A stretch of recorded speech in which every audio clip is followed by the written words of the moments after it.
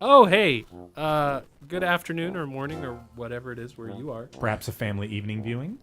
We've gathered some wonderful people here to talk about this wonderful show. I'm Brian Roberts, the first of the wonderful people, and I had the great privilege of directing this little feature you're watching.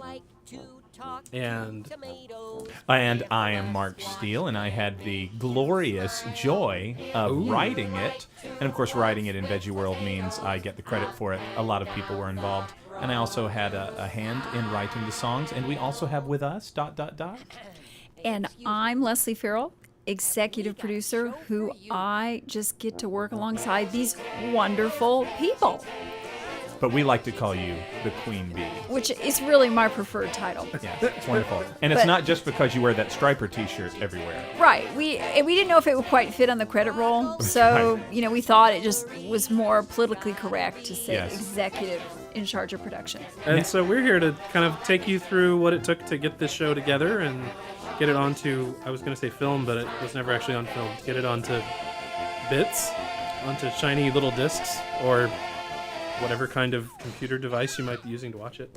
Brian, something that is rarely mentioned in the audio commentaries, the choices for clips in that new opening. It's always interesting to me to see what was featured. Yeah, well, we edit it every couple shows. It'll get another edit a few shows from now. But what we're finding is as we've gone further and further from kind of our roots of the original shows that were pretty crude, we've had to keep using more and more of the modern clips because like if you suddenly put a clip from Where's God When I'm Scared in the middle of that, it just really sticks out. And for the sake of families, when you say crude, you mean the animation is less Right, developed. the animation Yes. is more rough. That's or what less that term well rendered. means in our Because world. we've been at it for what now, 18 years, and so of course Leslie, how computer many animation has changed so much in that time. And hey, look, has anyone noticed what's changed about our countertops? Can Well, it's half anyone? green. You're talking about the blue wall? Yes, blue wall. Yeah, that dates back to Pistachio when we got the new QWERTY and the blue walls. Right. We lost the throw pillows. Right. We didn't keep those around. Update. So this girl, this is Shohana Chapman, actually Stephen Curtis Chapman's one of his daughters. She was originally going to be the speaking voice of what's her name? The little girl in Meaningful Life. Of Oh, in help me, yes, Mark. the Emma. daughter. Sorry, Emma. she was going to be Emma Rhubarb in Meaningful Darling Life. But then they decided that Stevie Joy would do the voice of Emma and the singing voice. And I got to meet Shohana that day that Stevie Joy did the voice for Meaningful Life, and I could kind of tell that Shohana really wanted to be a part of things. And so when this countertop came up, I was like, hey, I wonder if Shoei would like to do that. So we contacted them and brought her in, and she did a fantastic job. Perfect. And it's a girl title. It's a girl title. Special yep. fit. Exactly. It kind of needed to be a girl. Our champion of girl titles around here, of course, is Leslie Farrell. Right. So Yes. Leslie, what makes a girl title a girl title? What are the required elements? Well, that's a great question. And the required elements are we have identified what are just kind of those universal to girls/women felt needs and makeup and drives and motivations because we are unique in our own way.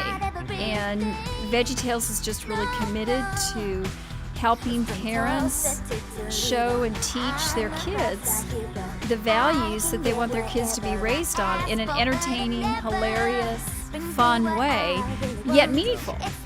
And I think too, with our girl titles specifically, we really, it's like any show can make something about being nice to your friends.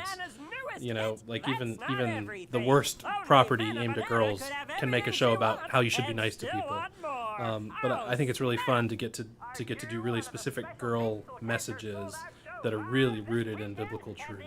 Absolutely. Well, of course, everything VeggieTales does is we're faith-based, and what's most important to us is, of course, embedded in our tagline. God made you special, loves you very much.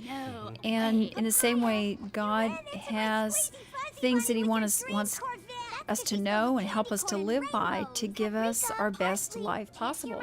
A life that really pleases Him and brings Him glory. And so for girls, we're up against so many, societal pressures.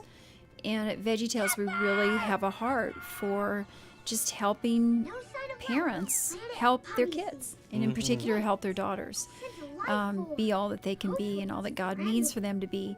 So this story in particular is just a lovely story. I mean, Brian, is it okay? And Mark, basically at its heartbeat, it says it's about two girls, each who want what the other has. Right, and that they need to go into that other person's world, experience it to learn all the great things about their life and what they already had. Right, and I think, Mark, you can speak to this. This is just that perennial, it had its beginnings in Mark Twain's, Prince and the Pauper, that's right. that well-told story. And it's really timeless. Girls, they can get caught in that comparison trap. I mean, it starts as young as 3-4 years old and kind of goes throughout a woman's life. This looking at others to kind of say, gosh, well, I've got to have that to really be happy. And I remember early in development, we kind of rejected that as the theme, even though that's like the really obvious natural theme to come out of a Trading Places story. We were trying to make it about friendship and about being a good friend, and we just kept coming up against this brick wall of that if you're telling a Trading Places story, really what the girls need to learn is about how good the place they already had was. Well, I think the irony about this it's funny that we fought that for so long and so hard. That's right. The irony about this particular story is that this was one of those that we tried to go a whole bunch of different directions with it, and it ended up where it started. It ended up kind of full circle with the story that it was begging to tell. And it's not just exclusive to girls. We all struggle through those times of wishing that we had what someone else has, whether their life or their relationships, and to be able to tell that from the God perspective of the perennial veggie theme of God made you special, and He loves you very much, and because of that, He wants to show you over time what it is that is special about your life. So fun to do, and at the same time, it let us venture into the Popstar world, which it seems like little girls are fascinated with. And it allows us to say some things there. Well, I'm not even going to say which pop songs I sing in front of the mirror when everybody's out of the room. But let's just say the Bee Gees are involved. Yeah. And of course, it was a natural to choose Laura as the leading vegetable character role. Well, we toyed with creating a new character because it was going to be Laura plus it was going to be Princess, who was kind of one thing, and then the Popstar, who was another thing. And we were like, well, can we have two Lauras in a show? That's going to be weird, right? And so I think it took us some time to come to, no. So Princess is Laura, and then we'll have a new carrot who looks just like Laura. Yeah, well, they have to be the Popstar. They have to be the same. Right. To be Right. Princess and the Popstar, Prince and the Pauper. But just thinking about it, it felt strange, the idea that there'd be two Lauras in the show. In the end, it doesn't feel like that at all. They feel like two very different characters who just happen to look alike. So, Leslie, do you remember this? I asked you to be one of the entourage. Yes. And you were too busy. Oh, I was so disappointed. And you really missed your chance. I know. My love the chance to be a entourage. star. I mean, who I really wanted to be was, Princess, but you turned me down on that role. Right. Well, So- the audition didn't go very well, did it? No. But I was going to ask our fans if you've noticed something that we've changed about Laura.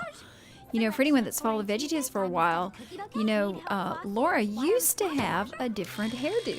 Right. We made a brand new hairstyle just for this show. But it's not unusual for a girl after that many years to change it up. You have to change the do. Yeah. I thought you were going to say that all these years, her skin has looked like she had a natural fake tan glow.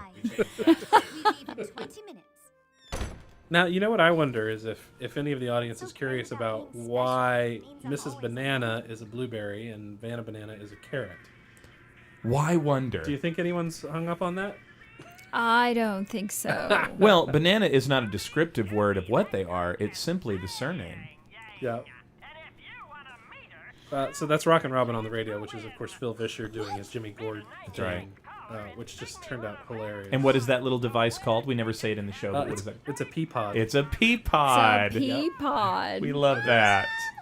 I love these posters of Vanna Banana. I especially love them when Vanna wakes up in that bed. Yes. And she looks around and she's like, wait, that's me on the wall. Although I have to say my favorite new character is, and there he is, Pepper. Pepper Poppy Seed. is- Precious little boy. Oh, sweet Pepper. We Just actually beloved by all of us. we had a really hard time with Pepper getting the right voice. And Oh, but you nailed it. well, yeah, And that's, Leslie, you did Pepper's voice, right? No, that's- I that's- lost on that audition too. His name is Logan White, and he'd actually done the countertop. He was the countertop kid on "Twas the Night Before Easter." Is that little blonde boy? Yeah, the sweet he's little blonde boy. great. And he did such a great job on Easter that when the producer David Pitts and I were talking about who would be good for Pepper, he actually thought, well, how about that Logan kid? He did a good job. And so we brought Logan in on our last night of recording, and he just nailed it. He was so good. He had all of us just rolling on the floor when he was supposed to be funny, and like literally making some of the like engineers and people like tear up when he was getting emotional at the end of the show. That's great. He's perfect. I think it'd be fun for folks to recognize what I think, Brian, you did such a great job here, and Mark did in writing it, is you, at the beginning of the show, you really see the two worlds of Vanna Banana and Princess Poppy Seed, just how distinctly different they are. So it sets up that. I love that turn right there where, Yes. like, you know that Princess wants to go see Vanna, right? So you think she's going to win And so the you hear that contest. there's a contest, and you think, oh, she's gonna go downstairs and she's gonna win this contest, and then when that phone falls, to me, It's a red herring. it really is a red herring. And I remember my kind of emotional reaction to that the first time I read it in one of the early drafts was like, wow, that's really cool. You totally surprised me. And so I just think that's a great turn right there. Right, but here she is, the farm girl, living with a big family, aspires for fame and, cool clothes and an entourage. And we saw just a moment of Vanna earlier where she has that, big, pink, beautiful, sparkly bedroom All to herself. all to herself. Yet we learn that it's lonely. She works really hard, and she doesn't really have some of the things that Princess Poppyseed has, and vice versa. Princess doesn't have what Vanna has. So you start to see the story form here. Here we go back to Vanna. She's writing, no surprise, a song titled Alone, which is so touching. Yeah, I love this song. Love this song. Thank you. It makes me tear up every Great. time. It's great. Well, it certainly was fleshed out tremendously well, performed tremendously well. Right. We should speak about Yeah, our we could guest talk singer about here. Mariah, Yes. Mariah Peters. So we went on this exhaustive search finding just the right voice for Vanna's singing voice. And I was to the point where I was going to give up. I just didn't think we would ever find it. Mariah was literally the last person I auditioned after at least 20 people, weeks of auditions. And she came in and just blew my socks off. And then obviously came into the recording session. And so she had... she's got an album coming out, I think the end of this year, maybe beginning of next year. She's kind of new to the industry. How old is she? She's about 18 or 19. Okay, so she She's affected her very voice young. to sound younger here. We did, yeah. We pitched it up like we often do with our characters. Okay. But yeah, in fact we had I think 4 hours scheduled for her to sing, and she was out in 3. Isn't that a great Wow. moment? She's She's such a overlooking that pro. playground Yeah. of kids. I Yeah, mean, here's a fun it's little just- production tidbit. When she's standing there looking down on the playground, she's actually not in the hotel anymore. Because you never actually see the playground from the hotel, from inside the hotel. When she opens the windows, there's just white outside. And then when she's looking down at the playground, she's actually in that playground set with a few curtains in front of her, so that we wouldn't have to put the two sets together. For all you budding writers out there, one thing that I always find interesting is we always have so much trouble trying to crack certain developments in the script, and then once it gets to visual, so much just gets lopped away that just kind of told itself.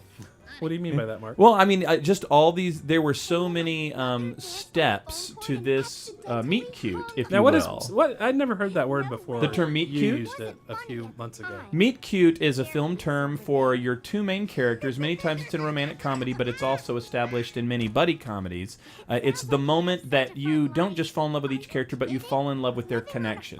You fall in love with their friendship or their relationship. And so it's considered a very important scene. So it was important that this be an iconic veggie scene, which is why the seesaw, as they're bantering back and forth the strengths of each other's lives, works so well. Yeah, and what I love is how these two girls are pushing each other's buttons. You Yeah. know?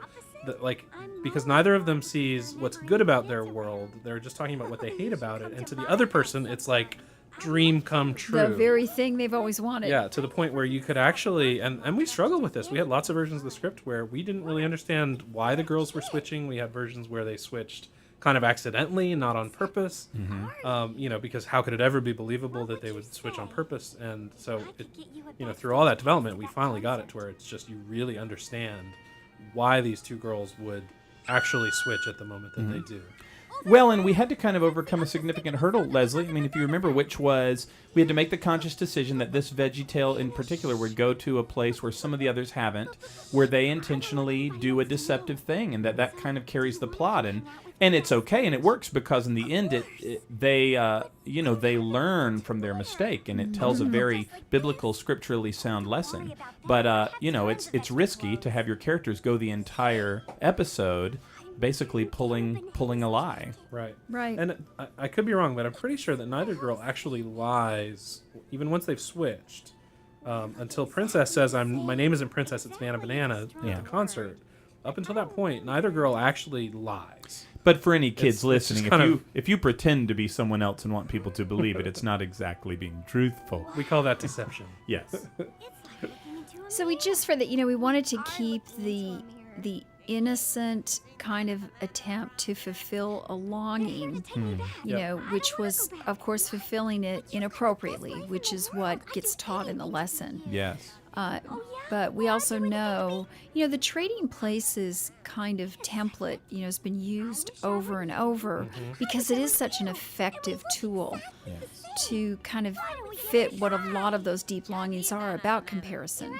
Is you think, if I only had what X person has, Right. So then I would that's- be happy. Then yes. I would feel content. Because even, in scriptures, there's a lot of conversation where in the Proverbs, especially where, God teaches about the dangers of comparison. And it's just it's a timeless trap.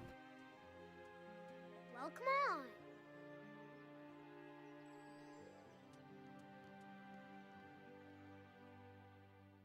Hey, Brian, I did want to ask you about the creative decision, which I think is wonderful, to lighten Lunt's hair in this role of the security. It was not a creative officer. decision, it was a production mistake. Oh, really? It's very fun. Yeah, well, their costumes in general were supposed to be black, but in one of the approval sessions when they were showing me things for approval, they happened to be teal and pink. I was like, oh, that is perfect. That's so poppy. It reminded me of like 80s fashion. And so we kept it teal and pink. But anyway, I approved Lunt's hair with a certain kind of lighting, and it looked good. And then in a different kind of lighting, it was too light. Something had happened to it, but because I'd already approved it, I had to live with it. But in the end, it works. So here's the silly song that Mr. Mike wrote. Mike Naraki. Not the picture there to the left, but the writer of the song is Mike Naraki. And this is just a fabulous song of rhyme, and we just felt like it fits so well with our girl's story here. And then to bring in the three pigs. Right, the pigs in wigs. Yes. They are something else. They're just terrific. They look like something out of Les Mis or something. Right, exactly. Les pigs. Les pigs. Les right. pigs Pigs from the French Revolution.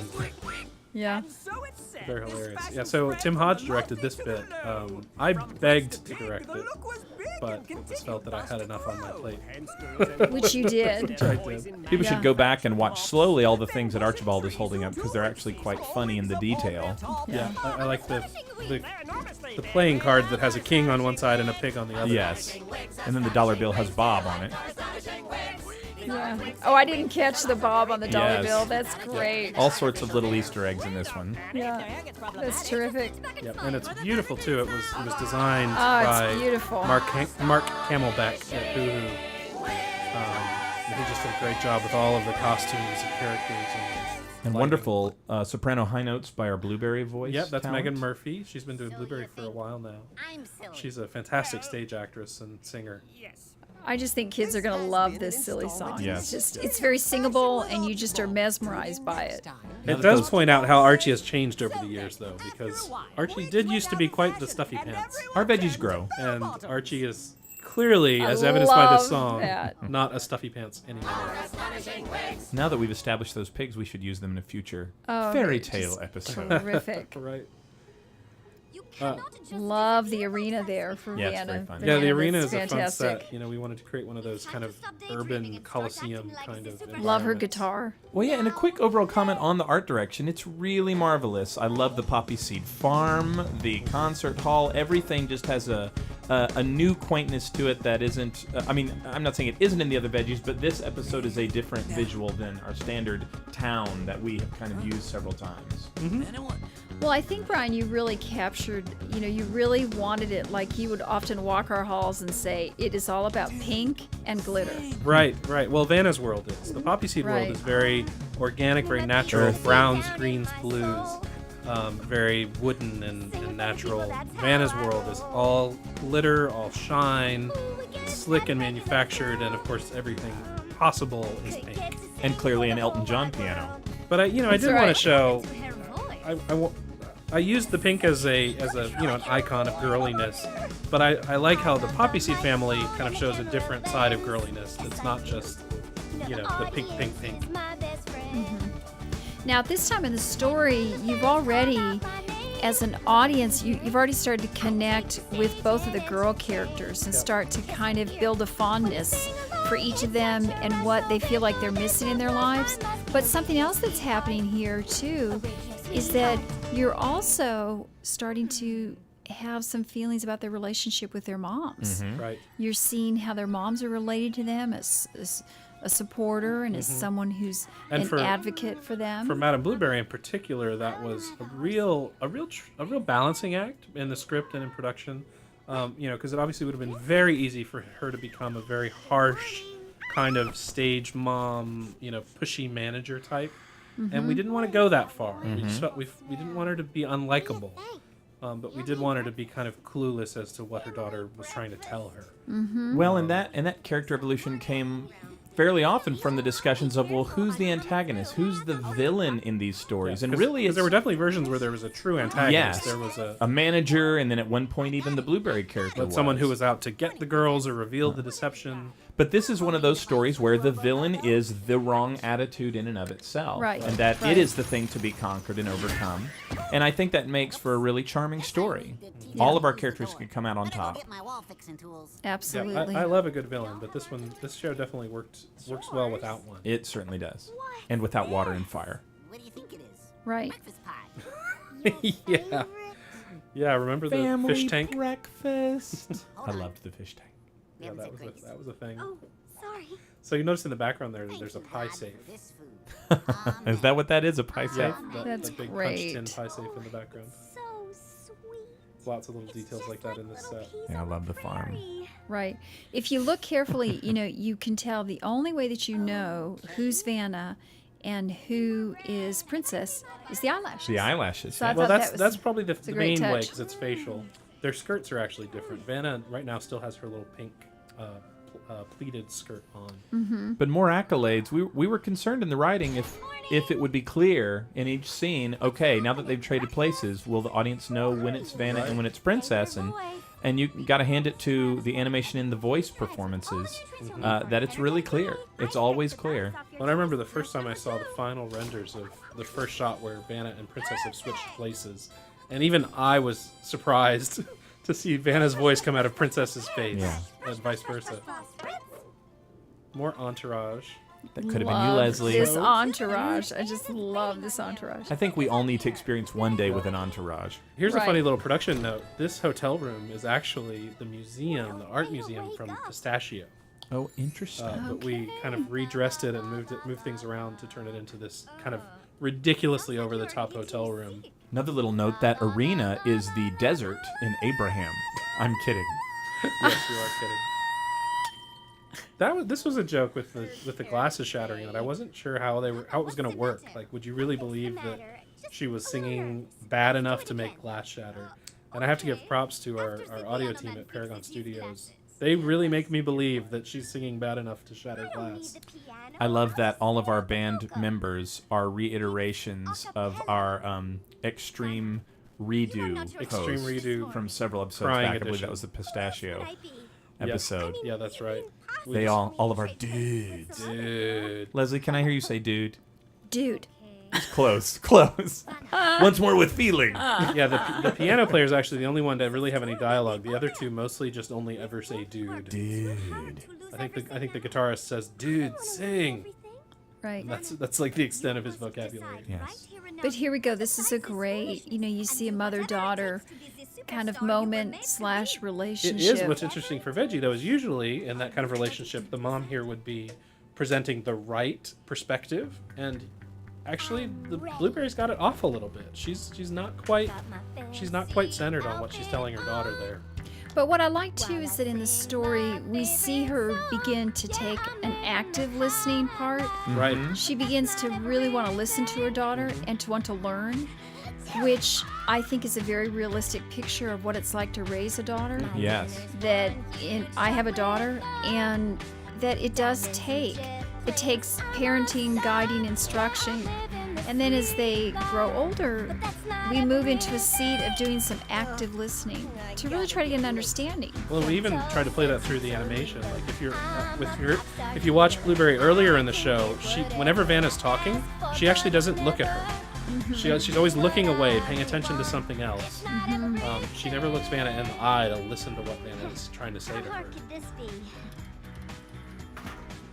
Well, I think there's a lot of nice give and take to this, where the mothers learn from the daughters as well as the daughters learning from the mothers by the time it's all said and done. And it is, as you say, Leslie, from just really hearing each other. Right. I think those are rather elaborate glasses to literally have no lenses that would help her in any way. There's lenses in there. They're just hard to see. They are super tiny. You need glasses to see those glasses. Right. And I love what you did with the animals here. You know how they kick at different points in the story. That's so cute. Well, remember at one point they were supposed to kick Vanna, and we kind of said, "Oh wait, we can't beat Vanna up," and so we decided to beat Larry up. We can instead. always beat Larry up.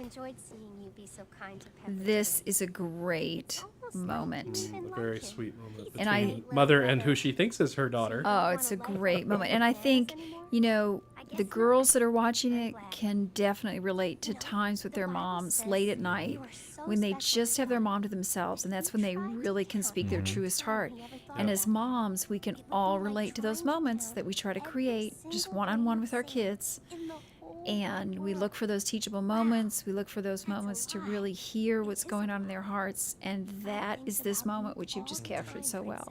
But I love that mom is speaking to Princess's heart, but it's also what Vanna needs to hear at this moment, too. That's the other layer that I love here, that it just says that a good mom, mothering the way she knows best, can have an impact on any little girl. We are Yes. grateful for the life that you have given us. Such a sweet moment.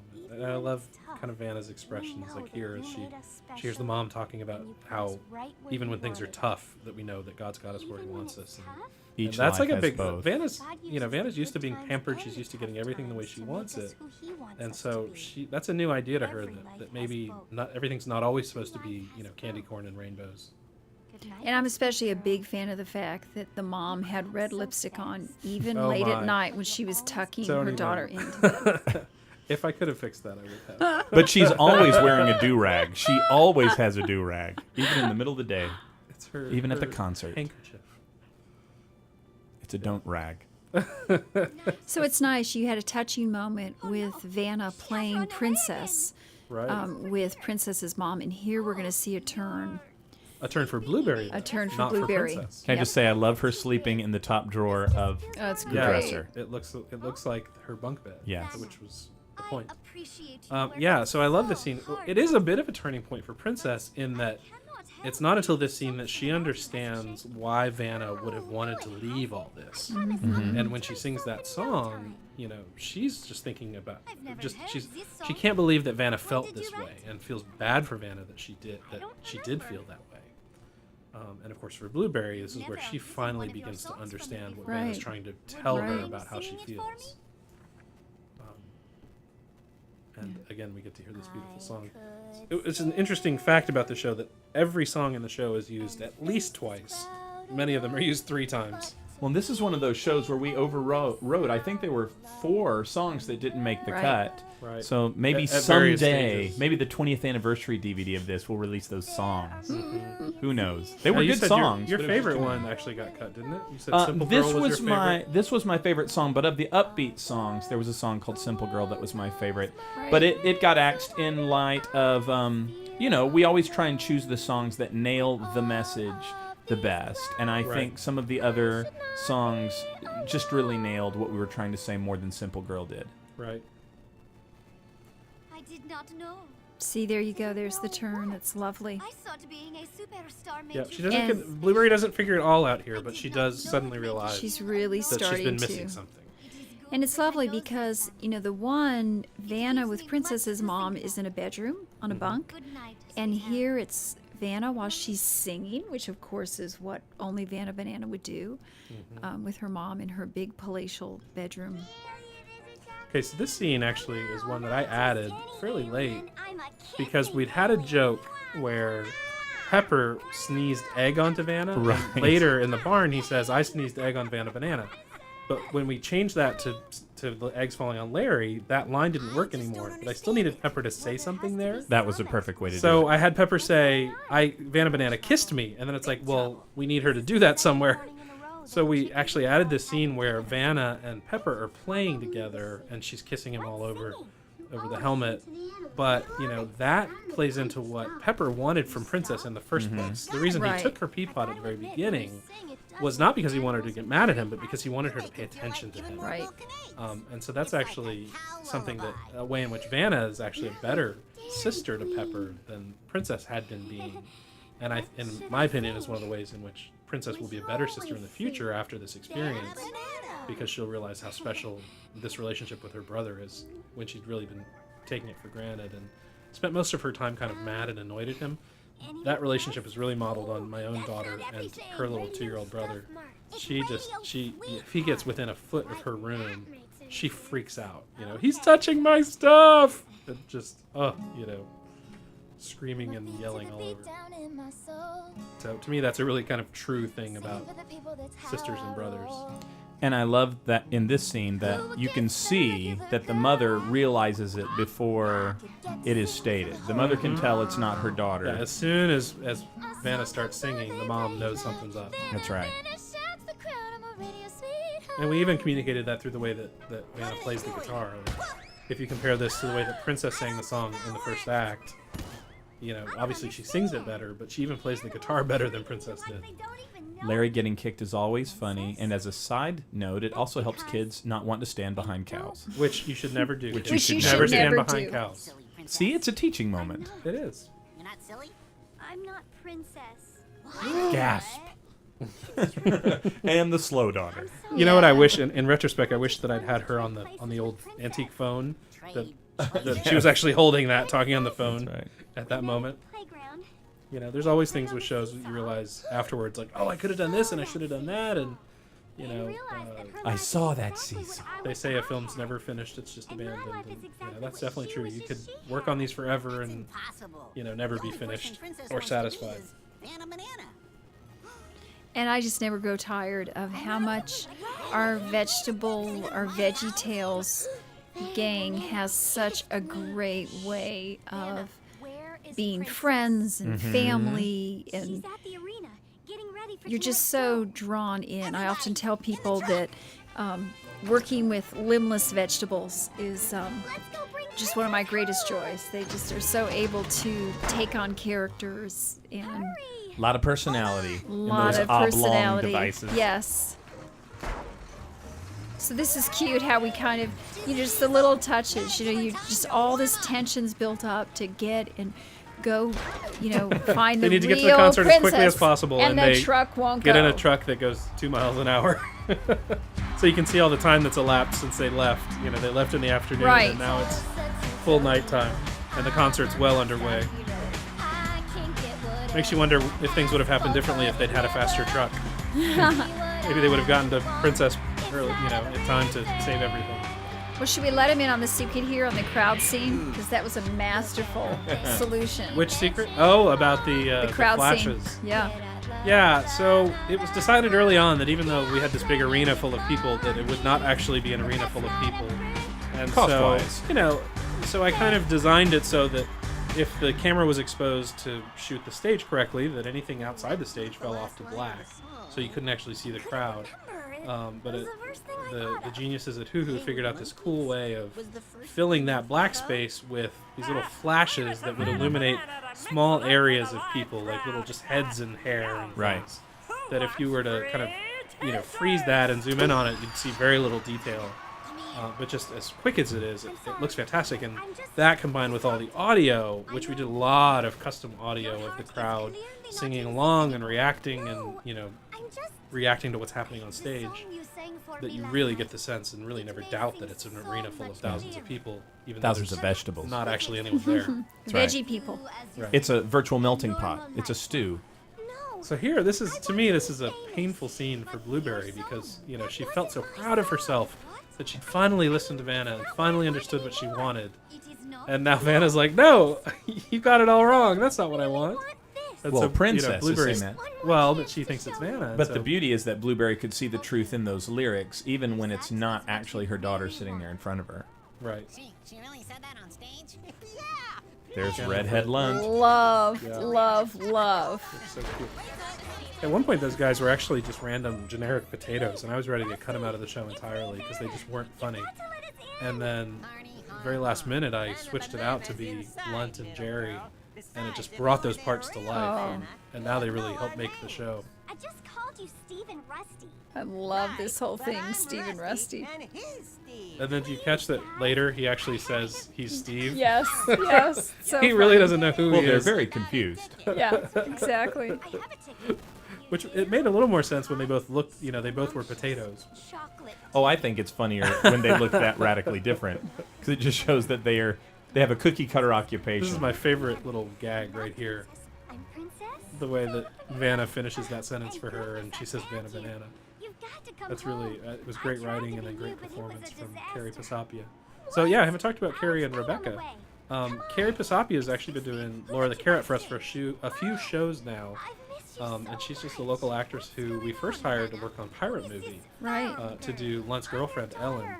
We traded And then places a few we just kind of days kept ago. calling her back for little things, and then Yes, Mom? we needed a new Laura the Carrot and gave her the shot, and she just did fantastic. I don't know what she's talking She about. really, this part of Princess was really hard because she had lots of highs and lows and really required a great dramatic range and a lot of good comedic chops too. And man, Carrie just nailed her on every count. And then Rebecca Walker, who did the speaking voice of Vanna Banana, No one does that. I forget the first show she worked on, but she was Snoodlerella I always a few shows back. Mm-hmm. And then Love that jacket. Love the jacket. Just had Yeah. to say it before it's off the screen. yeah, I described him as being a combination of Rod Roddy from The Price is Right and Ryan Seacrest. That's right. banana. He's like, very cool and very tacky at the same time. Has his little catchphrases that no one wants to hear, but he thinks they do. Yeah. Whoopity doggy. Whoopity doggy. Little girl. Sang. This is all my fault. We should have never traded places. Wait. But the beauty of this whole ruse is that in the end, they've all grown an additional family by Right. going through this together. That even though Vanna does learn to appreciate the life God gave her, she has also gleaned community, which is something else God wanted for her. Yeah. And that was something we struggled with in development because we were saying, you should be happy with how things are. God made your life the way He wants it to be and made you special. But the truth is, Vanna in particular, she did need some things to change in her life. She did. She did need community. She did need her mother to listen to her and to understand her better. But she did not need to be someone else. She didn't need to exactly, Yes. and that's where the distinction came in. She didn't need to be someone else, but there did Yeah. need to. There were things about her life that needed to be better, and to be more, more Yeah. the way God wanted. Her. God had made those transformations available to her, as He Right. does for all of us. And this is just exactly how it should be, that what becomes the big turning point here for Princess is Hinges that on the annoying little Pepper brother. is in trouble and needs rescuing. The brother she had wanted nothing to do The with. brother earlier. she never had time for and just annoyed her. I'd like to say that I love what Kurt Heineke did with this scene, going back and forth from that pop song to the Yeah. tense music. We had fun with that. It So was he really actually- marvelous. He had to write the score to match the song. Yes. Because the song obviously was what it was, and so he had to match the key and the rhythm and everything of the pop song. So he actually fully produced the pop song and then fully produced the score, and then editorially we just kept cutting between them in all the right spots. That rude crowd is still taking photos, even though the young brother is stuck Is up in in the rack. trouble. Yes. Well, that's because they need to twit pick it. That's right. Can you believe what's happening? I'm totally putting this on Facebook. What would Veggie Facebook be called? You didn't do anything Go, Brian. I don't have it. No. What would happen if I had know it? what that Made is. you lose that What do you think, Mark? I don't know. I'll have it once we I stop don't wanna recording. be my sister anymore. Oh. Poor Pepper. Is what this other girl said actually true? I have to say, Blueberry's a bit dense because at this point, she probably should have known what the the jig was up. My name is Princess Poppy Seed. She's a busy woman. She has her head in many places at once. Because I didn't think being princess was good enough. I wanted what Vanna had. There she makes her. Love this I little wanted speech. to be She makes her special. turn. She acknowledges. Confesses to all. Yes. And he made me to be me. I taught her that. And now my At one point, brother's in danger she was because supposed of to what actually I take her did. wig off there when she says, "I'm not Vanna Banana." But I realized it just would have been too confusing because both girls' hair is exactly the same Yes. without the wig on. And so I just felt like it was going to be just too confusing to have two girls with exactly the same haircut. Yeah. And so it's just better just to leave the wig on until the end scene. One of my favorite gags here. Calling the pogo. Door, door, door. Wall. No, Dad. That's Yep. great. Princess. Yeah, because remember the last thing he said about the about Was the that it goes through Robopogo. walls. Well, he said, "I've got to teach it to use the door." That's right. So if you follow that, then you're going to think, "Oh, he must have taught it to use the." No, he didn't. Well, because he's Larry. Right, he's Larry. And I love that their final little intimate moment, even though there's these thousands of people in the crowd, can be up here where no one's watching and it's just the two of them alone. Yeah, it's sweet. Worked out well. Impossible, isn't it? Of course, she's still in the headset mic so everyone can hear. Hold on to me. I'll get you. Yeah, that was So a, here you've got, the girls have each made their own individual learns, the girls and their moms, and now a sister and a brother. They all have, kind of had their learns reconciled. everything is restored. Yes. Very sweet. But it's all very real. Yeah. It's so much what family life is, isn't it? And also just our own lives. Really like to be a poppy seed. So, and that's what we really want VeggieTales to be, a place that's a very real learning Yep. experience. Well, and I love that after all that, Princess still says, "I'm sorry." Yes. I think that's a really important, Yeah. important beat. Well, what was great about this was she had to go as far as getting to the point where she saw the consequences of her wrong decision, which was the jeopardy that it put her brother in. And, Well, and actually put the farm in jeopardy as well. yeah, and that made it a meteor apology, a meteor decision. Yeah. Remember, at some points we talked about, like, well, what if the farm's actually, like, going into foreclosure because Yeah. of this? Yeah, we had versions know, of we this had that would versions have that were probably much been a bigger. 90-minute. Right. Right. There was a villain, there was an Full-length feature aquarium. Yep. Yeah. Let's not go into the aquarium. It's funny because when you get to the end of all those choices, as a director, it's literally millions of choices, from everything, is that character blinking in the right spot? Is that the right color? You get to the end of all that and you're like, well, of course, everything is exactly what it's supposed to be, which is a great feeling, especially story-wise, to feel like, we worked through it all and got it all to where it couldn't have been anything else. And watch, Cal's gonna kick the band member. Love this song. I do too. One of my You know, favorites. I'm thrilled with how it turned out. My only disappointment in having to cut down the number of songs was I had hoped we could save this song to this very last moment. Yeah, but it I think it works better it than does. reprising. It works out nicely to be earlier in this show. Yep. I just imagine a lot of girls memorizing this song and singing it, and the words just say exactly what you want to have Blueberry your on the girls to pogo. be singing. Right. And the birthday pie. And in case you missed it, it's actually Vanna's birthday. The banner at the beginning said, "Happy birthday, Vanna, Banana." And she's only 5?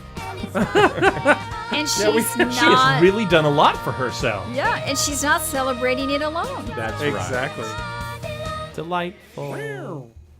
Yay. Now, is that the first time, So there you Leslie, go, that Madison. a carrot has carried our episode? On the other side of the It fence. is. I do think believe so. it is. It is Yep. the first Especially when you time. take down the fence. Laura the Carrot was You certainly a think big part of the Jonah film, Is that another but anomaly? obviously not the I'm pretty lead. sure it is. It's a real Thanks for standout helping part me for clean up Laura. the kitchen. Mhm. I really didn't think about the implications. It's about time. She's really paid her dues on that countertop. She Fast-drying has. tile paint would be hard to wipe up. Those implications? And then our countertops are just so beloved, and they really, I thought this was really clever. Mike wrote this about using the grass is always greener on the other side. But painting the Of course, the grass is, It's just paint. it's just paint. Let's see if Yeah, that Courtney was a has a clever verse little for us twist. today. And so what we Yeah. And I love that little splash of green left over Right. Well, and if you watch, that's actually a footprint that Larry had that put Larry earlier. makes. Yeah. The very first time at the beginning when he hops over to QWERTY, he leaves this little trail of little green footprints. Larry's so good-natured. He is. And Bob is so long-suffering. Poor Bob. Yes. He just doesn't like being interrupted by the Jeremiah song. 158. Before I formed you in your mother's body, I chose We you. always are really careful about the verses that we choose here. That is right. And we've often involved, we've reached out to church leaders and church educators to help us and make sure that we're really using the verses in the right context. Yeah, it's very important to us that we're not it's taking very a promise. important. That we're not taking a promise out of context. You know, that was really a promise to the, to the someone else and applying them to someone they don't apply to. Or Right. So this is something that we really want parents and church leaders and teachers to know. It's just something we put very careful attention to. And the plan he has for you. And I bet you'll see the grass is the greenest right there on your side of the fence. There you go, Larry. Nice. another little bit from Shelley. I'm getting the hang of this anomaly thing. Well, that's all the time we have for today, kids. You know, it's Always fun remember, when you have Bob and Larry in the right God made you balance. There's special times when and Bob he gets loves too you very cranky much. with Larry. Yes. So it's important to me, like here, he never gets angry at Larry. He gets frustrated and disappointed. You are. Hooray! And you know, if anyone Weeps. wants to talk to QWERTY more, they should visit the new VeggieTales.com, shouldn't they, Leslie? They absolutely should. We've got tons of new games, and it's such a push and play site for kids. This we're just thrilled about that Francesca Battistelli, yes. Battistelli decided to do. This is one of her new songs on her newest album, You Never Are, and the words are fantastic. They are. They just fit this whole show. And you just want to keep the credits rolling and dance in the living room around it. Oh, Molly did a voice. That's so did. fun. Yes. She actually got Office to, staffer gets a chance. she got to do some of the voices of like the Poppy Seed Sisters when they were jumping around. We couldn't bring back the original actresses Oh, very because of fun. schedule. And so I was like, hey, Molly, can you come over and just act like a little girl? That's she was marvelous. she was a great sport on that. So many thanks to all these folks who worked on this, both at Big Idea and at Hoo Hoo. And obviously thanks to my producer, David Pitts, who was a fantastic partner to work with on this show. Really always making me look for the truest, best way to tell the story. Mark, great job. Thank you. Paragon right back Studios. at you, Brian. Thanks to everyone at Fabulous Paragon. audio mixing. Yep. We're just grateful to have all this wonderful, wonderful talent that participates in VeggieTales shows so that we can bring to each of you, our fans and listeners, wonderful, hilarious stories that teach life-changing truths, that we can set young children on a path for a life that is full and meaningful and impactful. Thanks, we're- of course, to Mike Naraki. I mean, he didn't get writing credit on this one, but he's always deeply entrenched Yep. in all of the creative process and continual input and feedback. So this was a fun one. Oh, it was a great one. So to all our fans, you can know we appreciate you. We love you. We always put our very best. We put our full hearts and efforts in each of our shows because you matter to us and you matter to God. Absolutely.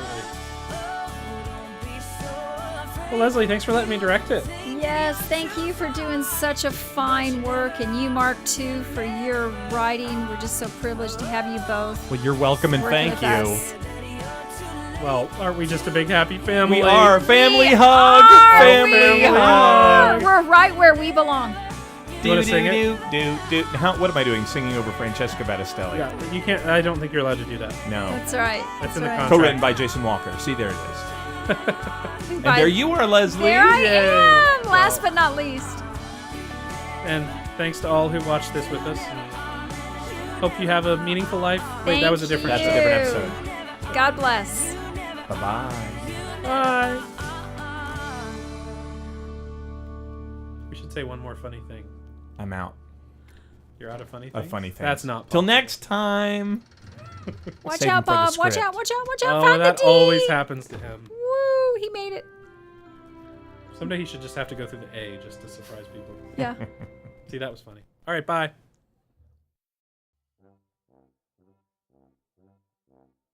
Hey, everybody. Welcome to the commentary for the VeggieTales Little Drummer Boy. My name is Brian Roberts, and I directed this episode. And my name is Mike Naraki, and I wrote this episode. And my name is Leslie Farrell, and I watched the budget on this episode. Leslie is our executive producer and general manager here at Big Idea. That's right. And we love having her with us for her executive perspective on the work that we do here. That's right. Yeah. I made sure that Bob and Larry's clothes were not too expensive. You know, their tastes have gotten a little bit more pricey over the years. Well, remember right. that, like in the early shows, Mike, how when a character would wear like a shirt, it It'd was be just so like amazing. a sticker. No, it would be, Yeah. it would just be like painted onto their body. Right, right. And maybe you would model a collar. It was all spandex clothing, really. It was. And now they're doing designer labels and And there's accessories. nice flow and frill. Yeah. I just saw a little dicky on Mr. Lunt there in the opening. A dickie? A dicky, isn't that one of those little things, those little fluffy things you're wearing? Don't you have to have a neck to wear a dickie? That's an ascot. Oh, maybe. Yeah, it oh, was yeah, an an ascot. ascot. I was thinking A doily dickie is first. a fake turtleneck. Oh, okay. Right. Oh, that's right. My goodness. It's like she just a knows little this. fake turtleneck. Leslie's a fashionista. She's actually wearing a black dress right now as we're talking on She this is. commentary. So as this Brian and I are in our show, jeans and flip flops. this show goes straight into the show. It doesn't have a countertop, but the this segment in the living room acts as kind of a countertop because it's a beginning and an end, but we cut into it in the middle as well as Pa is telling the story. It's sort of Princess Bride-ish in its telling, with Grandpa telling the little boy the story. Now, it was fun here because we got to recreate Junior's living room, which we hadn't seen, I think, since Where's God When I'm Scared. Was the last time we were in his living room. I think so. Which piece of trivia here was designed after Phil Vischer's living room in Andersonville, the house he and Lisa were renting back when we made the first show. So that was an exact duplicate of that house in Andersonville. Oh, that's funny. Well, we've updated a bit. We added the fireplace and had to put the HD TV over the fireplace. That's right. That's how it goes. Because that's these what days. everyone does these days. Yeah. It seems like that's the new American home. It- And look at Junior. He's Absolutely is. even got a, can I say the brand name? He has a Peapod. Yeah, Peapod. Yeah. Yes, his Peapod music player. That's right. That was a good touch, by the way, him drumming on the lampshade and having the light go off. Thank you. So, yeah, I like that. Directing. Yeah. In the script, it just says the light burns out. Yeah. So we had some fun here with showing Junior as an aspiring drummer, as that tied into the story of the little drummer boy. So this is fun here. Oh, remember that, Leslie? You remember Yes. that gag right there, that clangy cat? Yes, At we first, went it was over and over on that first it joke. was a possum. First, it's morphed And then it was from a- possums. Oh no! At first, it was a broken water heater to Oh, yeah. to a Yep. possum to And a then it was cat. don't forget the fighting robots. Oh yeah, that's right. Okay, yeah, that There that, was fighting robots. that joke got a lot of revisions. So this Wait. is fun for me. Annie's voice in the show was done by my daughter. It was originally Phil Vischer's daughter, Sydney. Yeah, Sydney. Mhm. No, Shelby. First daughter, Shelby. Oh yeah, Shelby. It was Sorry. Shelby, Yep. and then when Shelby got too old, then Mike's daughter Allie did it for a while. And then Allie was getting into the teenage years. And Yep, she's a teenager now. 13. so it was like, well, it's time for a new Annie. And I Yeah. said, well, what about my daughter? So we're kind of continuing the lineage of that role, That's right. and I'm proud of what a good job she did. That's great. That TV looks a little too widescreen for me. It looks just a A little little more bit- than 16 by 9. Yeah, a little well, more. It's, It's like 29. it's an 18 by 9, Okay. which is how the veggies do it. Okay. So poor Junior's just had his little bit of loss here. He's feeling angry about his friends who he thinks have dissed him or ditched him, I think he says. Yeah. Or maybe you can stay here with me and I can read you a Christmas story. I had no idea Little Drummer Boy was such a large book. It's a classic. Speaking like- of classics, It wasn't written by Tolstoy, Little Drummer Boy, by Leo Tolstoy. well, that's the unexpurgated version. And I've got It's the unedited. Speaking of written by, the original version was written by Romeo Mueller, and Right. so we adapted his original version, which was a wonderful original story. Which is something we it kind of came up over the years when we would talk about doing a Christmas show. We would be like, man, it would be really fun to do a biblical Christmas show set in biblical times. We kind of would always get hung up on the Yeah, but then you'd have to show baby Jesus in a manger. Right. And so we never really felt comfortable with that. But then as we were looking at The Little Drummer Boy, the original, well, they didn't even show baby Jesus in the manger. They showed it as this light coming from the manger. And we kind of looked at that when we were talking about the possibility of doing a Little Drummer Boy in veggie style. We said, well, we could just do it that way. And so you'll see at the end, that's how we did it. Gosh, I wish I had my facts. What year did the original Little Drummer Boy get released or get broadcast? I don't know, but I know, when we mentioned that we're iPhone. doing this story, it's amazing, how many folks grew up on the Little Drummer Boy story. It has such a kind of timeless, perennial classic feel to it. People grew up on seeing this story, and, it was on TV specials. It was and one of those course- mandatory viewings every year. Yes, yeah. When he played, the animals danced.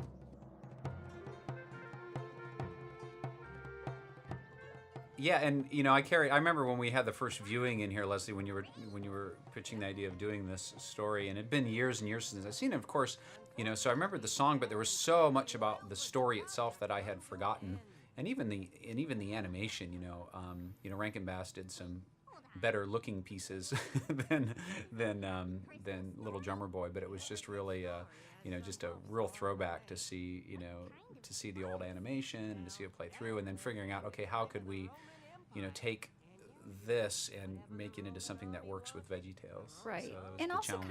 kind of, bring the story forward because, of course, at the time that story was produced, by today's standards, it might seem a bit dated. Right, So exactly. I think yeah. that was a challenge, too, was yeah. to kind of update, refresh, and vegetize the story, which, Yeah. Well, one of the challenges, too, is we had to make it longer. Yeah. It was originally basically a half-hour special. Which was, I guess, 24, 25 minutes Yeah. with commercial breaks. It probably used to be longer, but every year it gets a little shorter as they make the commercial breaks longer and longer. Yeah. So that was definitely a challenge. Just creatively, it was taking basically a 30-minute story and making it fill out a 45-minute episode. I think one of the ways, Mike, that you helped do that was in your addition of extra characters that you brought in the writing process. Yeah, to like the Ben Haramid's troupe. his troupe, we gave him a little bit more presence than they had in the Right. original In the original, story. he had Ali as his kind of sidekick, Right. but then he got to the town, and all of a sudden he had other people working for him. Yeah, he had the acrobats and that sort of thing. Yeah, but so just we to have really a bigger filled troupe. out his ranks and made those, I think, Yeah. really engaging characters. And Filled it out with our veggies. And the bookend stories helped too, with Paul and Junior, because that, as a way of framing the story and framing the lesson. That coming back like in scenes like this. Speaking of the bookend story, I love here how Pa is basically teasing Junior. Junior was so reluctant, didn't want to hear the story at the beginning. And now Pa basically knows he's got him hooked. Right, And he's right. almost like a cat playing with a cat toy. Like he's just toying with him. Right. It's in a non-hurtful way, obviously, but Oh yeah. I just love how Pa messes with him. Yeah. Interrupting the story in like the most dramatic part. Yeah. And this is always a tough part of any children's story because in the scene prior here, we just discovered that Aaron lost his parents.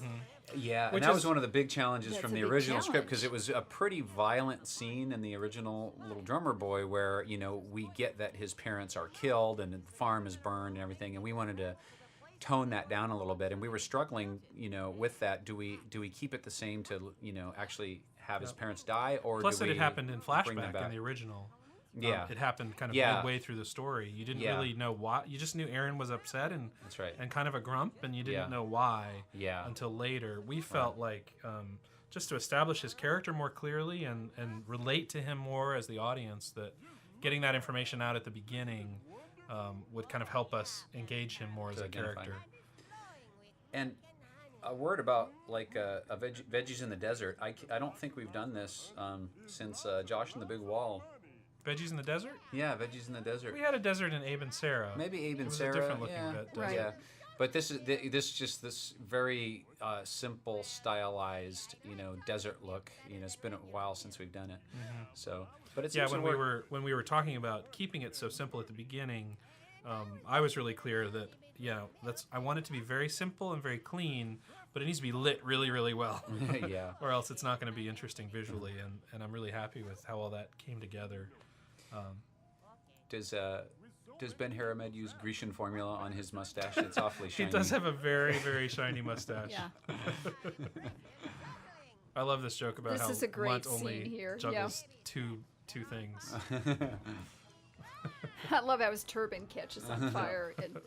That was a fun effect. You could tell we have some really dedicated effects artists working on our shows, and they have way too much fun on the shots that they get to work on. May and we are probably the most talented of Ben Haramed's troupe, and even then they're not really that good. Yeah. Pretty much all they can do is make a tower and roll over. Yeah. We went back and forth on how much of Bernie to use, because there was some talk of, well, is it really that funny to have a comedian who's not funny? Yeah. And so what we decided was, well, what's funny is everyone else's reaction to the comedian who's not funny. Yeah. So there's always these long, awkward pauses whenever he says anything. Yeah. And the dancing animals, I think, are something that kids will love. Let's just- sure hope so. Yeah, just how these animals kind of take on a personality. You really see how they form, that friendship and kind of band with Aaron. They're adorable. I have to say, Samson the donkey is my personal favorite.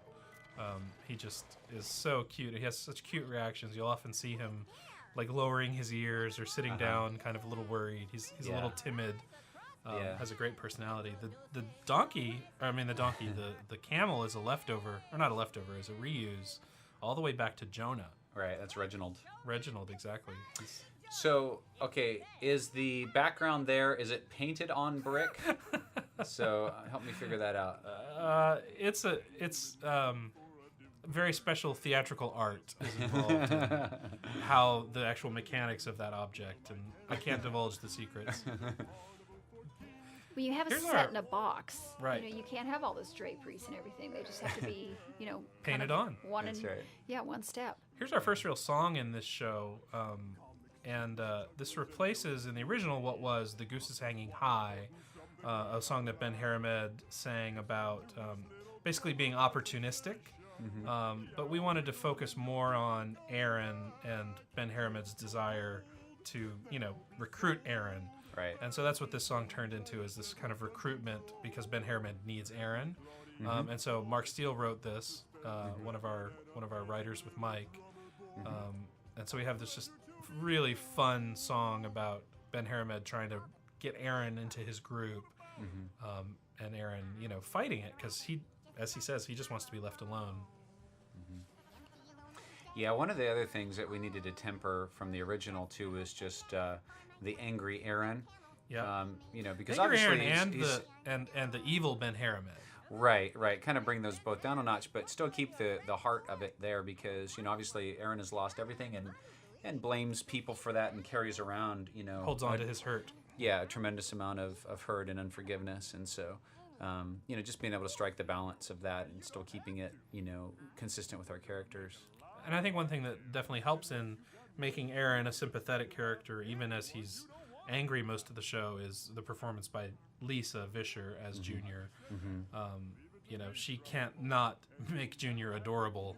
Yeah. Even if he's saying, "I don't like people," it's like, oh, he's so cute. He's so cute. Cute He's little so people hater. Adorable. Yeah. But this is a great interplay here of, here they're trying to entice him with treasures. And of course he's like, I don't care about your gold. Yeah. Right. He just wants to be left alone. Right. The reason he does go along with them is because he thinks it's going to help his animals. Because he'll do anything he needs to for the animals.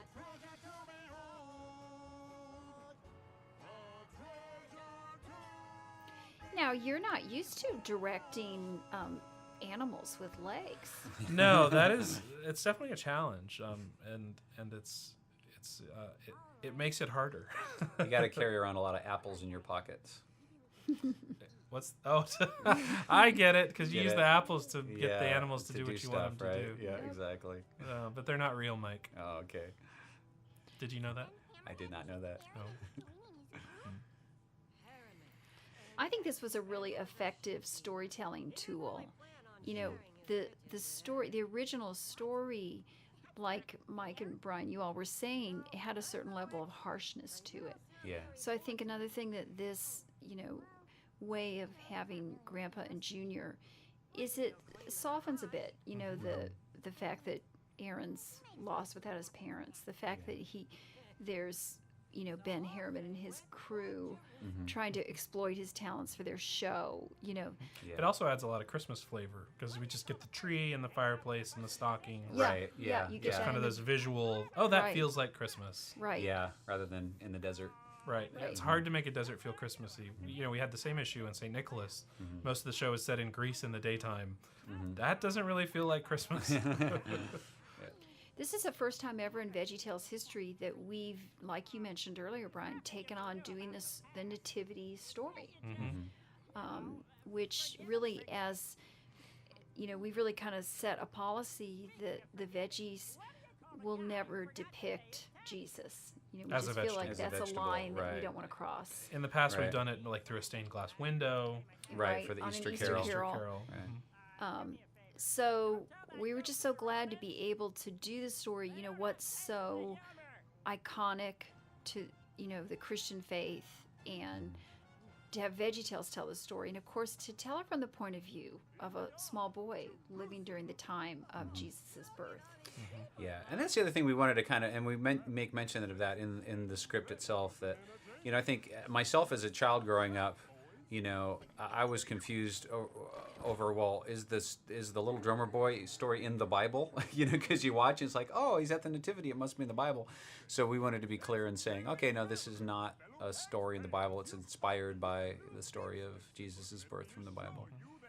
You'll see the crowd has slushies, and that's going to be important later. You don't think it's important the first time you see it, but Well, it will be. What about the guy with the flies buzzing around his head? See, That was a continuity thing. That there was one shot where where Ben Harriman says, "I can see you're a very sophisticated audience," and in the boards we showed flies buzzing around that one guy's head to basically say, "No, they're not sophisticated." But then it became a continuity issue of like, well, why are there only flies in that one shot? And so we added flies in all the shots. So it just becomes this somewhat random, hopefully funny little visual.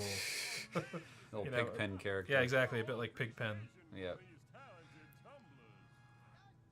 So here's the show. You can see the show. It's just falling flat on its face. Absolutely. Which it's hard to make an entertaining show about a show that's not entertaining.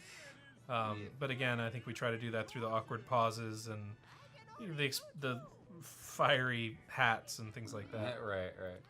And by the lack of crowds coming to see the show. Yes, it's clear that this is not a popular show because there's 3 people there. Not a big tourist draw. Yeah. There was a time when the scene was a fair bit longer, and we were like, okay, no, that goes on too long. Let's tighten it up a bit. Yeah.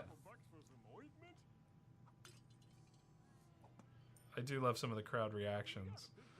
There's one really vocal female crowd member the voice was done by Sarah Voorhees at Paragon, our audio studio, and we just kept getting more and more of that character because every time she talked, it just killed us because she's so angry. She really felt the part. She really did. She must have But been in having real a bad life, day. she's so sweet and nice. So to have her shouting out so angry is pretty funny. Poor Bernie. I feel bad for him when his jokes fall flat. You can't not feel bad for Jimmy Gord. What's a North Pole? Right. That's an anachronism. Oh, I love that joke. Here come the slushies, a callback to Josh and the Big Wall, of course. That was Sarah's character there. There you go. Help me, Ben Harriman. You're my only hope. Okay, thank you, Bernie. Isn't he funny, folks? Nothing like a little bubblegum humor. We had to rewrite the line, but I didn't want to lose Sarah saying that's a bad idea, so we rewrote the line to something that would work for her to say that ain't a bad idea. That's when we added the slushies and had them throw them at them. Okay. here Yeah, we're this coming is such a cute number. into our next song. That Mike, you wrote this one. Can't smile without you. And it's funny because E-W-E. this started off when I was doing the outline for the story. It started off as just a bad pun, as a placeholder for a joke, because it's spelled E-W-E like a sheep. And, I had intended on writing something different or, having a different title, but it turned out folks really liked that, and they just ran away with that idea for this song. So I noticed there's not a lot of Bob and Larry in this show. Where are they? Well, they're coming up. They're coming Oh. up. Got to have some magi action here. What's a magi? Well, a magi is a magician of old. So we'll get to meet them later. Oh, good. I can't wait. This was a fun little transition here where we actually show. This is basically an Aaron's imagination of in kind of his fantasy world of dancing with his animals. So we get to see Baba and Samson basically doing swing dancing. I love that move from I love Samson. that Oh, move yeah, where that's he's in great. the back. Just his such careless abandon. head's Joie thrown de back. vivre. It's a Dancing with the Stars moment. I like that transition element. Was that a painted element? How did the? I think so. Yeah, that was a nice organic, splashy feel to it. Right.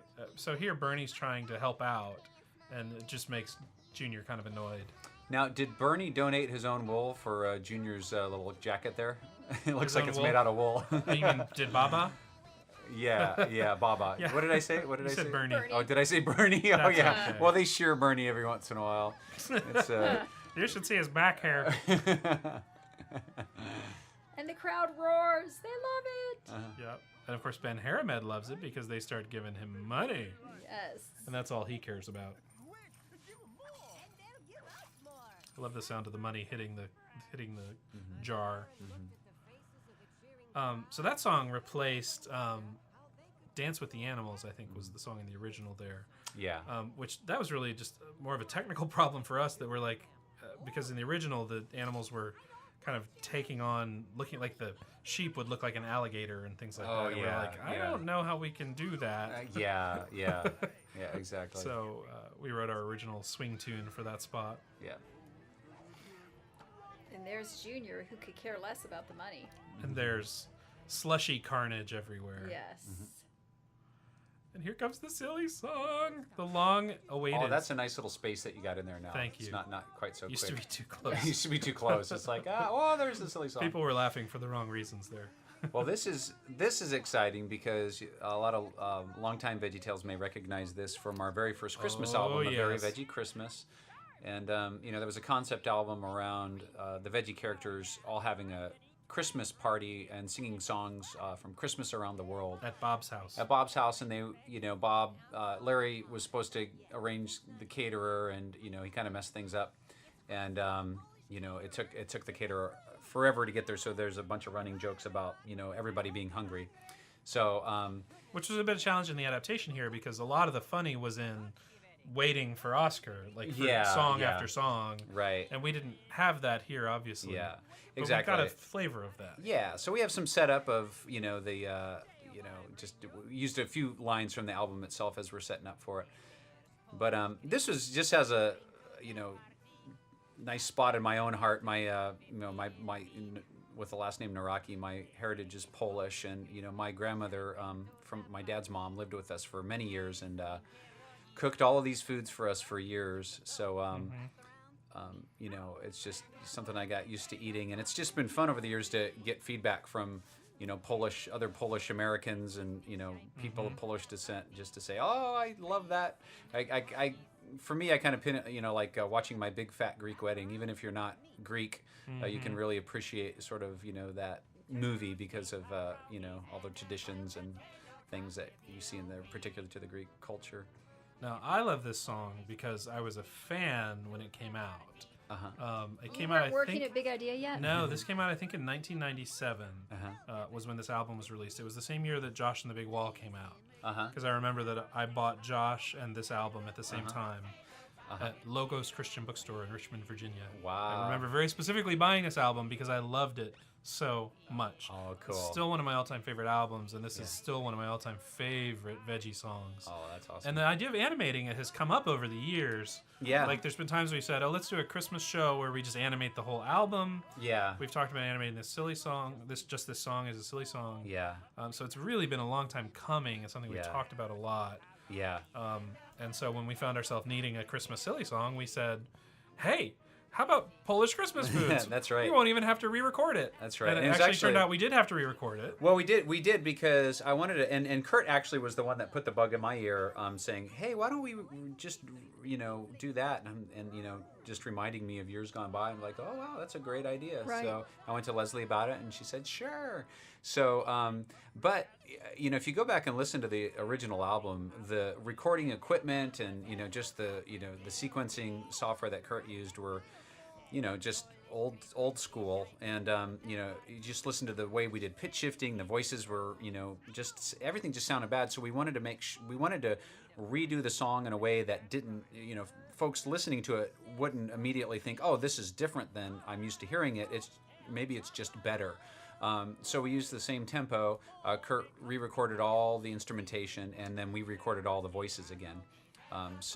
But yeah, I mean, I think really performance-wise, it's hard to tell. Quality-wise, you can. Yeah, But yeah. It's funny how easily you and Phil and Lisa really dialed back into the headspace of those characters in 1997. Yeah, Larry's voice is different now than it was back then. I mean, I've done it all along, but I did it. His voice has evolved over the years. So, if you go back to listen to the original, Larry's voice is quite different. Mm-hmm. And of course, I personally, on a fashion statement side, the Christmas sweaters are really a nice touch. We actually, all of those are pulls from Saint Nick. Right. So we had had so a couple of many variations. characters that we couldn't make all new costumes. So Yeah. we were like, okay, we can use this from this and that from that. Yeah. It probably is the most characters we've ever had in a silly song. Yeah. Certainly in a while, anyway. Yeah. Yeah, so that was a fun thing to finally get to animate that song after all these years. I was thinking as I was watching through this the other day, the end that comes up at the end. I wonder if that's confusing in context of the show. I hope if we nobody can- turns off the show. After that. Yeah. Right. I wonder if we should wipe that out. If you just turned keep it off on the show, regular turn one. it back on because you're missing stuff. Yeah. Maybe we should just keep that for the standalone YouTube version of it and clear out the end for the show itself. Our good friend Tim Hodge came in and did the recording for that harmonica there. He almost always does the harmonica whenever we have a harmonica in VeggieTales. He's the harmonica guy we know. He's the go-to guy. Other than Buddy Green, we've had Buddy Green play harmonica on VeggieTales projects before. Oh. He's a big league harmonica guy. I didn't know there were big league harmonica guys. There are Buddy Green, man. And Good for home, Home on the Range is the tune. Yes, Public it is. domain. We made sure of it.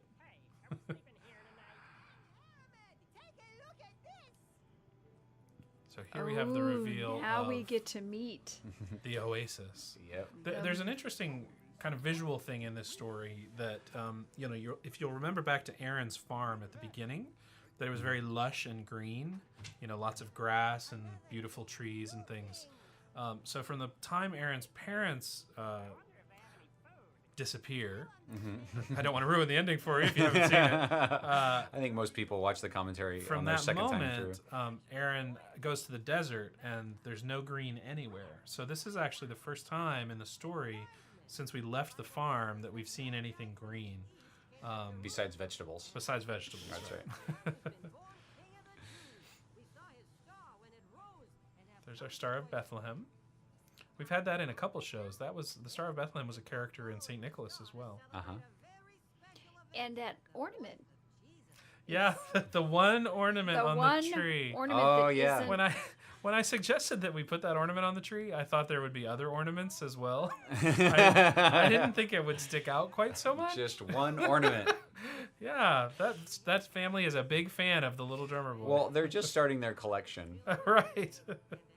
That's the 2011 ornament. That's right. Next year they'll get a second one. Yeah. So finally, some Bob and Larry. Yay! Yay! I remember reading the script the first time when we got to this scene. The scene felt like it read faster because it had Bob and Larry in it. Yeah, kind of breathe easy when Bob and Larry show up. Exactly.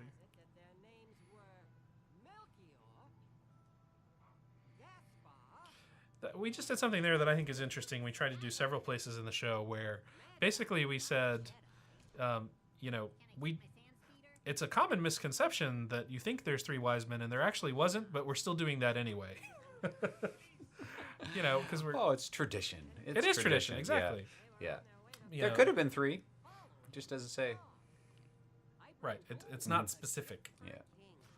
But I think it's fun to do that, to say, well, this may or may not have been what actually the way things were, but that's the way we're going to do them. That's what we're going to do. Because that's tradition.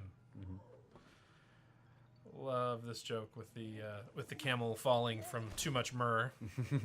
In his sand speeder. That's so funny.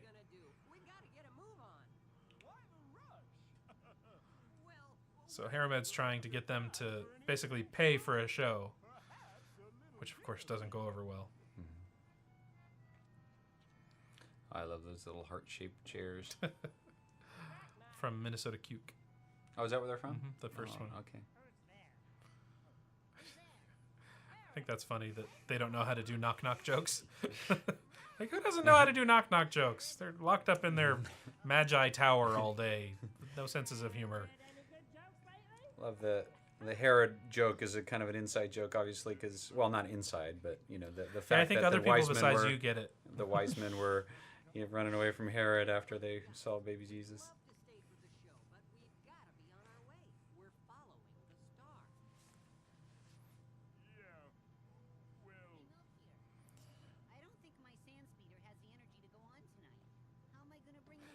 It's a good place to talk about the animal noises. They were all done by our friend Miles, also over at Paragon. It was something I was nervous about for the whole show because animal voices are hard. Yeah. I personally avoid doing them as much as possible because very often they just sound like a person making an animal noise. And I think it was important that it sounded more true than that. Yeah. So Miles did a fantastic job on all 3 of the animals. Do you know if he combined his voice along with actual animal voice? Nope, it's all just him. A little design? No. That's cool. Just his amazing vocal talents. Yes, we got a live rendition when we premiered it in-house. Right.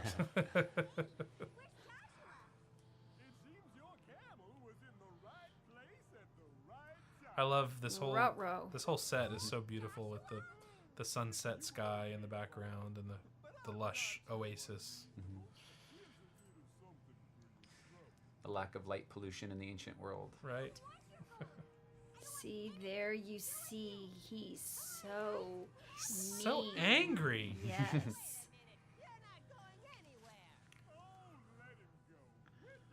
Yeah, this was one of the ways that we kind of softened Ben Haramed. He never really took Aaron kind of captive. In the original, there was kind of this that implied kidnapping captivity thing. or kidnapping thing with Aaron, and Yeah. and we just felt like we could soften that, and so Yeah. it's more that Aaron owes Ben Haramed than that he's actually kind of keeping him against his will at any point. Right. Aaron's making choices.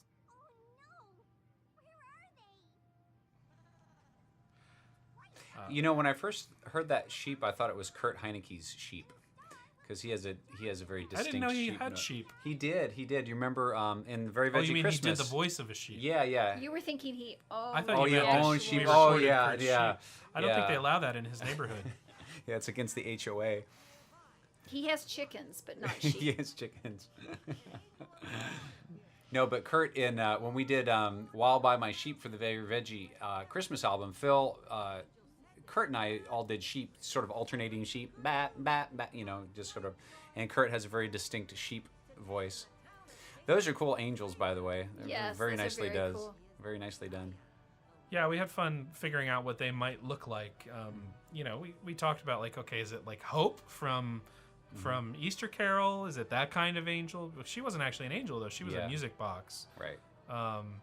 So we played with some different ideas and finally decided, well, what if they're just light? And so did a lot of different tests on how the light might look. Plasma-y. They're Exactly. Plasmangels. So here comes what for me was really one of the defining decisions of what we were going to do with this show. In the original, you'll remember at this moment, a carriage comes careening out of the dark and hits Baba. And as we were deciding what to do here, I came out pretty strongly that we should not kill the sheep or nearly kill the sheep with a carriage. Mm-hmm. It was something about the original that always bugged me, that felt like it was kind of out Look, of nowhere. the sheep is nearly killed by the carriage. Yeah, exactly. So funny that it just was something that in the original that just never worked for me narratively as much as. Well, I think part of the problem was that just it felt weird that the baby Jesus raised a sheep.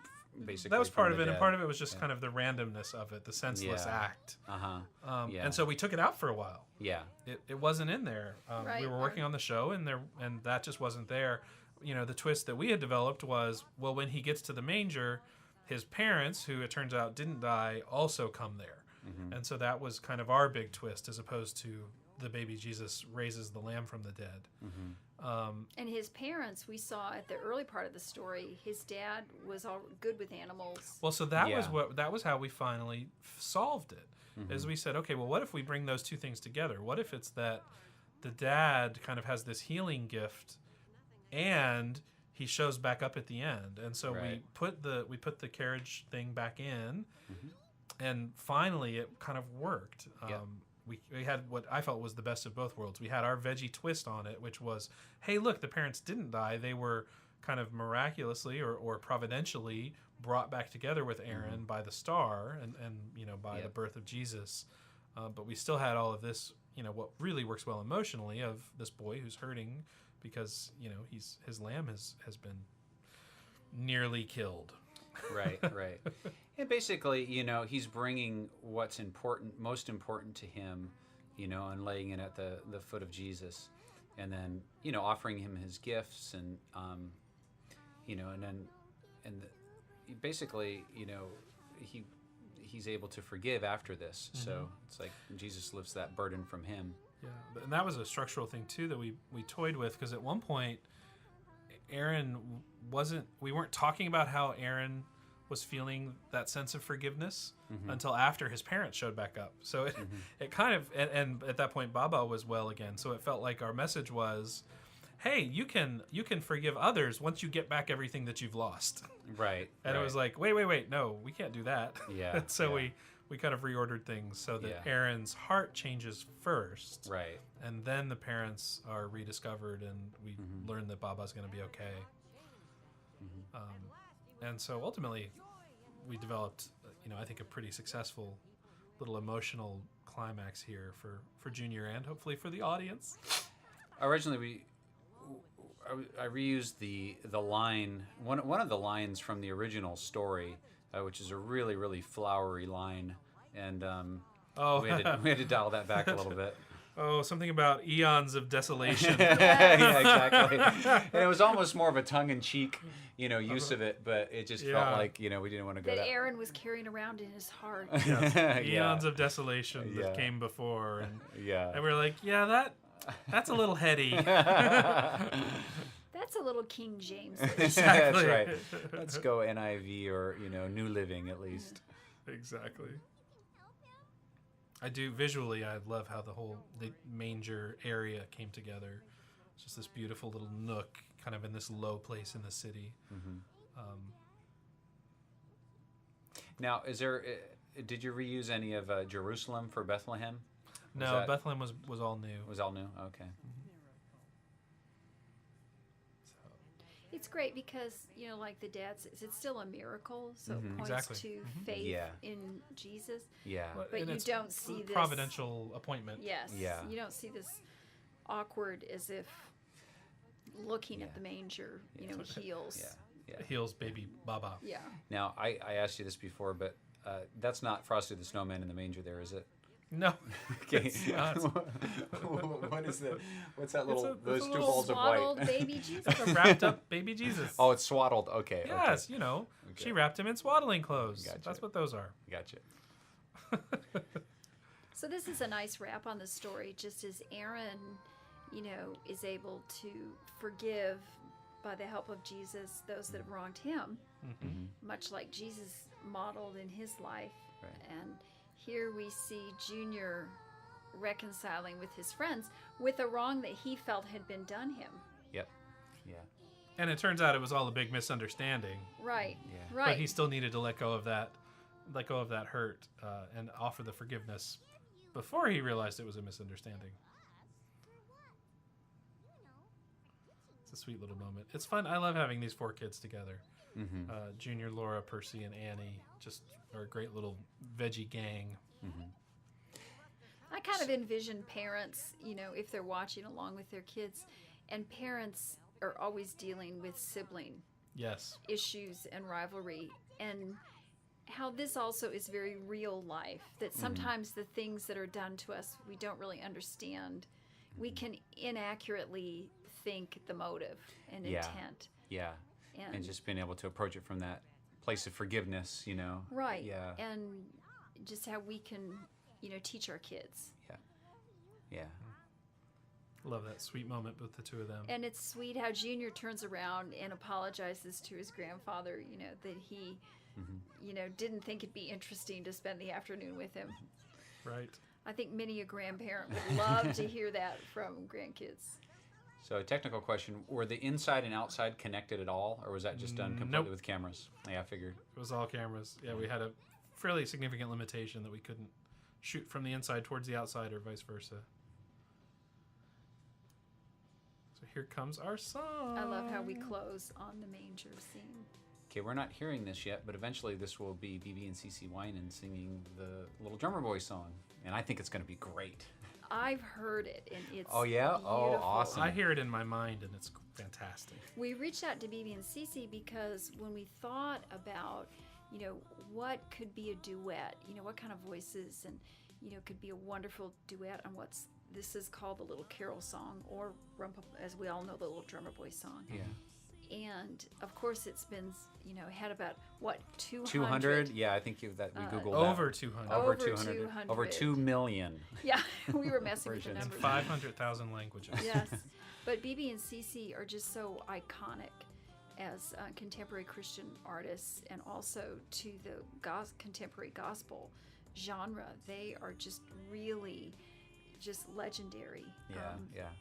In terms of a pairing, and so we were thrilled that they were available, and thrilled that they were interested in participating in the project. So they just did a beautiful duet on the song, and we think our fans will really enjoy having them singing here, and seeing their picture on the cover, and Yeah. hopefully both of them. You think of our fans course. will enjoy seeing their picture on the cover? Yes. Yes. I know I will. I always and enjoy I'll seeing enjoy pictures hearing of the famous song when people. it's finally on here. I think when the song gets on here, I'm going to enjoy that. No, but I love their stuff, and I'm sure. And when did you hear the song, Leslie? When was it? It came in. They just did it before the long weekend. Oh, okay. And so they had Okay. done the initial mix, and then they went back, and they wanted to, both BB and CeCe wanted to do another round of it, because, I think when they first delivered it, they kind of sat on it for a day, and they were like, we want to do, so actually what they came the second time around with has, it has some up-tempo kind of gospel, Oh, nice. feel Oh, to it. cool. It's fun because we're premiering this show at ICRS, which is the annual Christian retailing trade show. And when we do the show, we're going to have a gospel choir that we hired come fun. sing. Yeah. That will have been great by the time everyone listens Well, to and it. the long weekend that Leslie is referring to is the 4th of July weekend, which Right. always works out. Whenever you do a Christmas Yes. show, it's in the heat of summer. It's in the You know? heat So of you Well, have to. this is my 3rd Christmas show in 3 years, so I basically I've been living Christmas for the last 3 years straight, Yeah. which I love. Okay, everybody, it's time to wrap up. We're so thankful for you guys that you had a chance sure to share are. this time with us, and thank you so much. God bless. See y'all later. Bless. See you later. Hello, this is Brian Roberts, and I'm the director of this particular episode of the VeggieTales. And I have some special guests with me today. Say hello, Mr. Mike. You just said the VeggieTales. Yes, I did. That's like the internets. Exactly. I thought it Yes. was funny. Yes, and I'm one of the cucumbers. If you like as well as one of the writers on the show, this particular show, Robin Good. And over here, I got Mr. Chris Wall. Greetings. And Chris is the producer of this particular episode of the VeggieTales. Nice to be back. Hey there. Stepped away a little bit after St. Nicholas. That's right. Happy to be back around with the veggies. The veggies. That's the night. The VeggieTales. As I like to call them. Yes. Mike, you're the only cucumber here, man. Yeah, Strategically Bob, Stephen, Mark. No, the that's not cucumber. true. I'm one of the brothers. I don't know which one. I'm either Bob, Steve, or Mark, which coincidentally are my actual brothers' names. Yeah. Because remember, they didn't talk, but they sang, and I was one of them. Yeah, you did a great job singing. But that's from a different episode of Yeah, this so fine show. let's talk about this episode. Talk about this one. Well, maybe we should start with talking about how this came to be in terms of why we decided to do this particular story. It actually came from our fans. We sent out a Facebook questionnaire, I believe it was done on Facebook, and we asked, Hi, kids. what and kind of show welcome would to you like VeggieTales. VeggieTales to I'm do? Malted And the Tomato. overwhelming response was, I'm Larry the where's God when cucumber. I'm hurting? Ouch. How do How do we deal with hurt? How do we deal with What are hurt? God's promises for me when I feel hurt? Yeah. Or when bad things are happening to me? Yeah, and we kind of approached that before with Little Joe, you see the this story of hamster? Joseph. Could you tell him I really miss him? We That just he's the wanted best to hamster a cucumber could do that ever again have, in a and way then that if he just comes back, with a couple of really I'll fun give him all stories. the low-fat And, cottage cheese he But also in a wants. way that was meaningful, Low-fat Right. cottage cheese and is really his spoke favorite. to because you don't Tell because him I didn't mean to we leave all the lid hurt off in the different cake. ways, and some I in just small and some forgot. in big. And Tell him he has if you say, fresh "Hey, here's a sawdust show waiting for him that's when to he help you comes when you're home. hurting," I really felt the Come burden of home, making sure that it sweetie. really had something Come to home. say. Not that we all wanted it to say something, but Greetings, we wanted to make sure that it really had something to say to Larry. people who, Oh, no hi, matter what the Qwerty. hurt What do is, you whether have it's for us huge Eddie or tiny, Espinosa from Boone, that it North was that it Carolina. had a meaningful, biblical message for those people. Which would be, I think the biblical, that's the thing that was really hard here, was just that there's so many different ways to hurt, Well, that's from my Yeah. hamster. dear Fell Larry off the losing his countertop. It's been hamster, a really Yeah. bad day. to a kid moving, to, there's so many different ways for people to hurt. Right. I think that became the biggest challenge in kind of Yeah, figuring out what right. to say. Right, and when we were doing a Bible story like Joseph, you can look at the overall and say, "Wow, look at how God worked all things for the good in this situation. What some intended for harm, God used for the good." And you can do that when you're doing a Bible story, but when you're telling other stories, you just have to be really careful with how you handle that. Right. And so, this first story, Lenny, we just dealt with, how a child might be hurting when he feels like, people don't care about him, or, on the special occasion of having a they've birthday. forgotten about his sweet little birthday. Now, I Yeah, love exactly. the pop-up book. Talk about your design, Brian, because this was just such a clever way to get it this short done. Well, it really was motivated out of wanting a style that would present itself simply. At the very beginning, I think we had talked about it being kind of like stage flats, but decided that, well, it's not really a theatrical presentation, so what if it's more of a storybook kind of pop-up presentation? We knew that we were going to have some really complex sets in the Robin Good segment, but this Lenny segment, even though it's fairly short, has lots of different locations that we needed to create. So we wanted to keep them as simple as they could be, and kind of use this storybook construct, these little 2 or 3 wall sets, where basically everything on the walls is painted, and then the physical props are all very simple, as if they're kind of made out of cardboard and things like that. Now, We placed it in South Florida because it is March 1st and it's sunny outside. gorgeous. Exactly. We didn't want to. Yeah. We didn't want to put it in like Minnesota, where Exactly. we would have to have, Lenny trudging through the snow on his Now, birthday. this is where the flats, for me, comically start to fall down. Mom is staring at a wall. Right. It looks like she's standing at the stove, but she's actually just standing in front of a flat wall. She's a great actress. It could have though. been the She's totally, sink. It could have been the sink, but we couldn't afford plumbing. Right. She's Oh a no, fol- wait, there's the sink under the window. But she's whereas a it follow-through should actress. be. She just pushes through here. It's kind of like doing Our Town. And originally when I wrote this, the first version of this, Dad was in an Air Force uniform, because when I thought Right. South Florida, I thought Cocoa Beach and I Dream of Jeannie. I want to talk about Libby here, because this is kind of an exciting thing. This is our first little girl asparagus we've ever had. In this role, she's playing the part of Junior's sister, Within the Veggie mythology, I don't know that she'll continue to be Junior's sister. We're not saying Junior has a sister now. Yes. But there is a new little girl, Asparagus, who is voiced by Megan Murphy, who actually does the voice of Madame Blueberry and a few of our other And it looks really recurring cute characters. to tie asparagus prawns back in into pigtails. ponytails. Yeah, when we first had to create it, I'm like, I don't know how we're going to do an asparagus girl and make that cute. Yeah. Mark, oh help me, Mark at Hoo-Hoo. He sketched up some possibilities, and we quickly zeroed in on that. And we actually created her with a future in mind, because she's also going to show up in the next show, currently titled A Little Princess, although it may have a new title by the time you hear this. Although I think a show named Created with a Future in Mind, might be a good title. Those are some fine. I just want to note some fine seatbelts in that van. Yeah, Those kids were very safe. I had made the directorial decision that they didn't need seatbelts, and then the executive producer made the executive producer decision that they did. Which the producer was happy to bring to attention. Yeah, you gotta have seatbelts. Which, of course, kids that age now would actually need to be in boosters. So even with the seatbelts, we're still not street legal. Now, is that the first time we've pulled out the dog since St. Nicholas? From Donuts? No, he was in Easter. 'Twas the night before Yes. Easter. Yeah, he was laying in the road eating a donut, actually. On top of Eating a donut. deep snow. That's right. There's a little cameo from Gordon.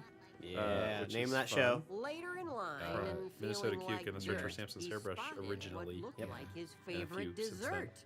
He's very scary as a bully in that one, and here he is back to bullying. I was just Look at at him. a, It's not bullying. He's He's bullying. being careless. It was Banana not. You peel can on the see there was floor. no intentionality in that movie. I feel like it was there. Okay, this is a little side note here, but that's a Jello mold in the shape of a bundt cake. But I was actually, we were at a cake walk at my son's school the other day, and he won the cake walk. It's a fundraiser thing, so he got to choose a cake, and he chose the one that looked like a giant donut. Which he had never heard the term bundt cake before. Bundt cake. So it's a giant donut, and I thought, you're right, that is a giant donut. It's much more I tasty love like the that. light rays here. Oh yeah. Just makes for a beautiful afternoon thing in this plastic, this cardboard room. Everyone seems to notice the veggie anatomy chart on the wall behind Junior, or behind Lenny. Yeah, it's Lenny. Remember what he was named at first before he was named Lenny? It was what was it? Lester. Lester. Lester. Yes. Yes. Lester. Getting close remember to the that. end of That's a the great little bit there, day people. while heading Yep. back Listen home carefully to toward what his Percy Yeah, P Percy's says as he's talking walking off. about being diabetic and needing to eat every few hours. That was Phil ad lib and so funny. Hard to catch. There's some great ad lib in this show. There is. Better tonight? Uh-oh. He It's a wondered ruse, what Brian. Laura It meant. is. Is it real? Could have been Yeah, something poor Lenny in this segment. The way there's not a lot of Maybe action forgetting it all in this been a guy. 10-minute segment, but there's this kind of repeated. I called it dominoes. Like Lenny keeps getting excited about Said something and then without gets doubt. crushed when it doesn't. When it turns out to be not what he thought it was going to So be. then with a So voice every too scene in this loud show to has a ignore, setup and then a fall Lenny when shouted as he Lenny opened the realizes door. things aren't what he thought. Like that one right there.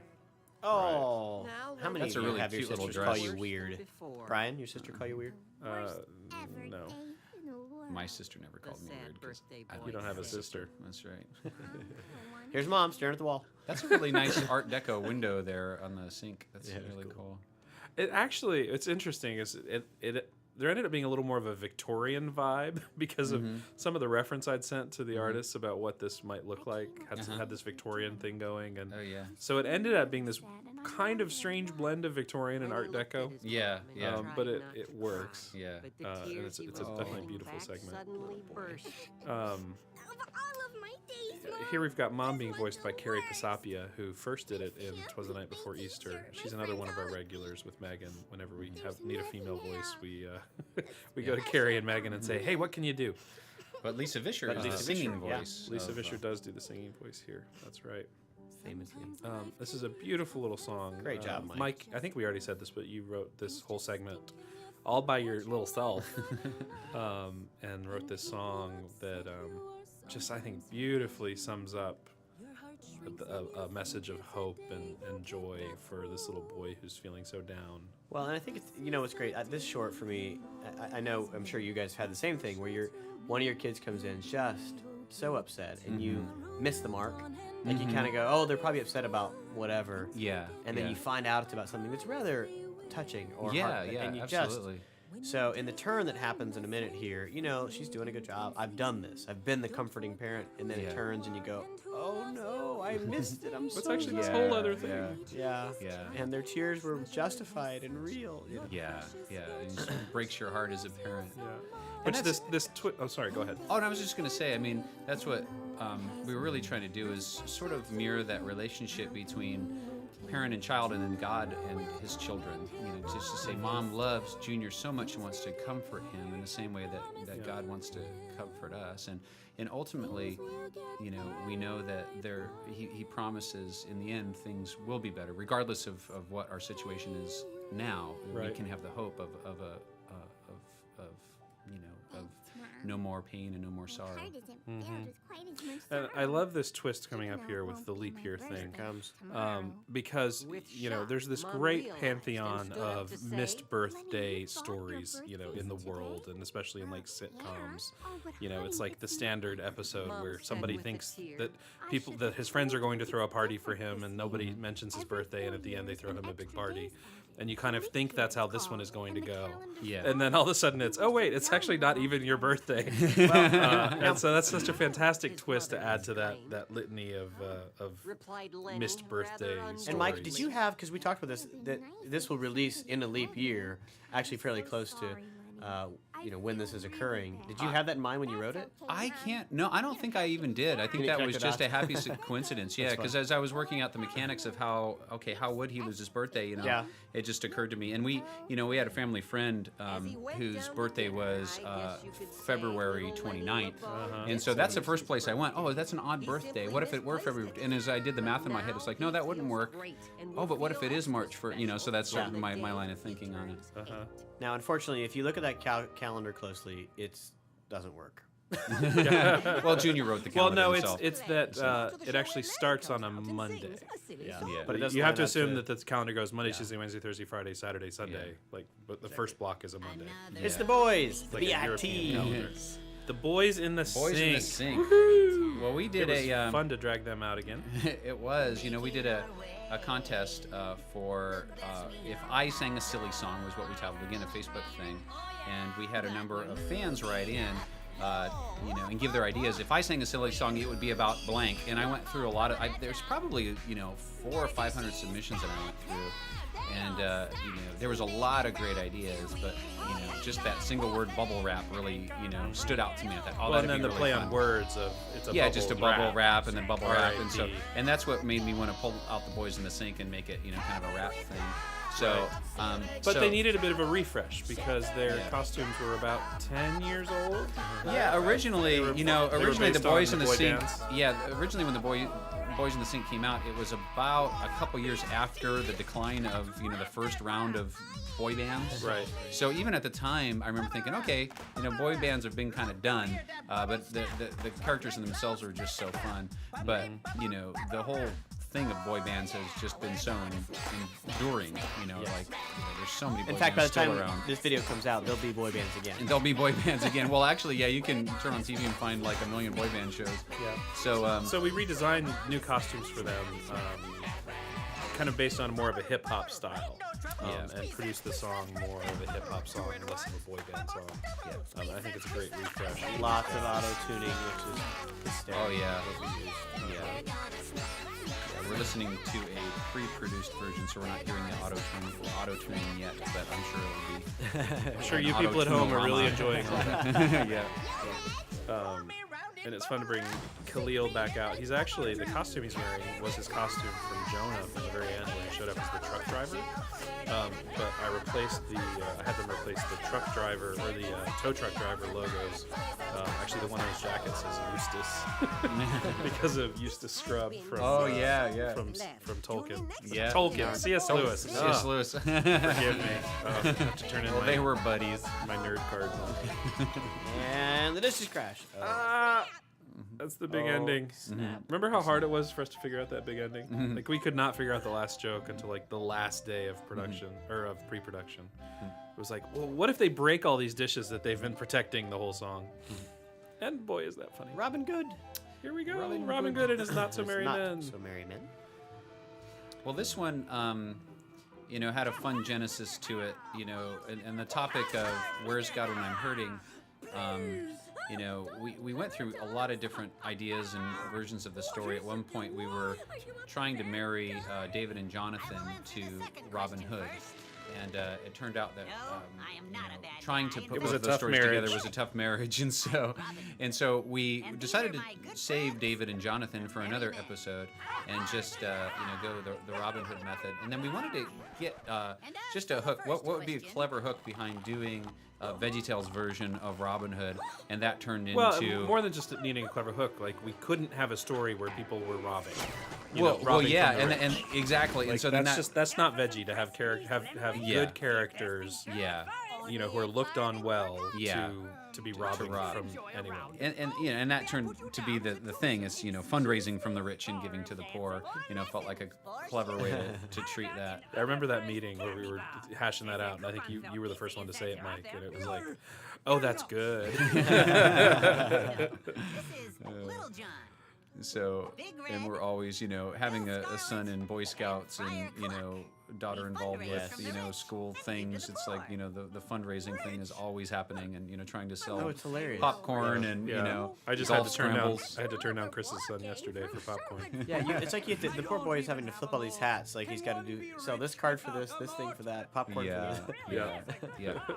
We just wrote the $75 check for popcorn this year. So we're done. We're done. Here's you got $75. one pack of microwave. Yeah, exactly. Exactly. These voices here, this is actually Scooter and Miss Ackmetha in a different form. Miss Ackmetha, you'll remember, was from Esther originally, voiced by Shar Jackson. And we had tried some other voices here originally that just didn't quite work. I'm sorry, Chris. And we just I got wanted, shot down, people, but don't worry, I've got it coming back after because Brian crashed and burned. Even though they're not important characters, Shortly we wanted to, because they started the show, they really needed. I like the Abraham Lincoln needed to have a shillings, big by the veggie way. splash. I just noticed the Abraham Lincoln shillings. Yeah, it's a nice touch. Blending our history here. Yeah. Well, boys, one is better than none. We actually at one point talked about having the currency of the world be ham. Like instead of giving coins, they would actually like slice a piece of ham off of a leg. Which I think is when I threw down the that's too ridiculous. Yeah. I often go too far in the It could have ridiculous been cool. The thing that you never know though is if you do something like that, are people going to get it? Yeah. And so you worry, okay, is it going to take too much time to know if that's going to work or not? Okay, and these guys are actually from Australia. They're friends of ours. That's We right. needed some kids with good accents. So the Australians will recognize those as Australian accents, not Not British Sherwood mostly Forest. Yeah. British, but all of us U.S. people are like, dang, that sounds pretty good. Well, I mean, we Y'all from decided overseas. we decided that a legit Australian accent was better than a put-on English accent. It was, yeah. Now, and I've got little nephews in England, but it's like for that little part, it wasn't worth flying them over. we worked a lot here to get. Love that. Sorry. Really worked on the accent here because Cockney becomes really hard to understand. Yes. And this was an interesting balance between getting kind of that Well, cool, and especially authentic... for Mrs. Lewis, who's also known as Mrs. Clark, who was the teacher in the Lenny segment. I don't think we've ever done that before, where we had the same character with a completely different voice in two different parts of one show. But I hope it works. Well, yeah, she's obviously dressed differently. Hopefully, yeah, exactly. Just looking at that scene, I really want to celebrate my next birthday with the birthday ham. I like the birthday candles. gruel myself. Yeah. Poor kids. These woods, by the way, are beautiful, particularly at night. Mm-hmm. That looks And like the fire is so lovely. looks like a miniature version of the tree in what's the Wild Kingdom? What's the place in Disney? Oh, Animal Kingdom. The Animal Kingdom, Yeah, yeah. that's right. Yeah, It it looks has like It has nothing to do with that tree. It actually was. It's based on. There's this Robin Hood kind of oak tree in England. This real tree that's part of the Robin Hood mythology there. and so it's based on that tree. In the original versions of the story, they were supposed to hide in the tree, and it served a much bigger role. But now it's just kind of where they light their campfire. Was that kind of like the Lost Boys in Peter Pan? Same kind of a thing? Didn't the Lost Boys hide in a tree in Peter Pan? I think so. He probably got that from Robin Hood because it predated the. That's true. So this is the point where they decide to actually rob, but it's clear that they're making a poor choice. So, a footnote here: Dustin, who's our production coordinator, and myself are big fans of the Robin Hood lore. Have seen all the films done on it, read a lot of books on the subject. So, it was very tough for us going into the story and not wanting to just really do an authentic Robin Hood story With a real Will Scarlet and a real Little John. So we had to kind of let Friar that go Tuck. and just enjoy the adaptation here. The veggieization, if you will, simplifying. Lunt makes a dashing But Bill Lunt does a Scarlet, really but he's- good job. But he is not, as a character, he is not Will Scarlet. But he does a nice job of kind of leading the group away. Oh, Robin.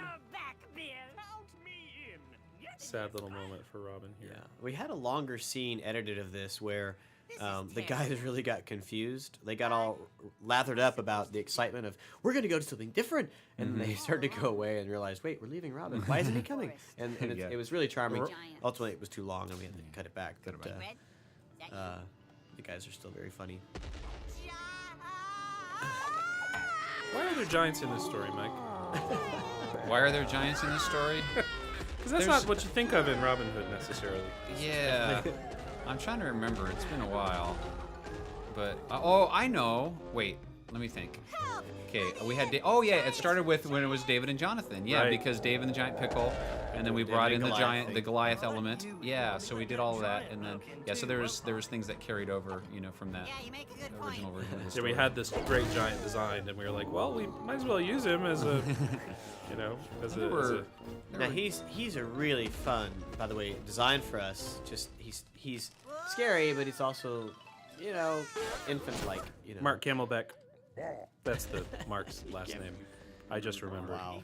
He designed this giant. A fan actually has already asked why we didn't choose to use Goliath again, because since we already had a giant, and that was actually a conscious choice because this giant needed to be more of a monosyllabic kind of grunty giant.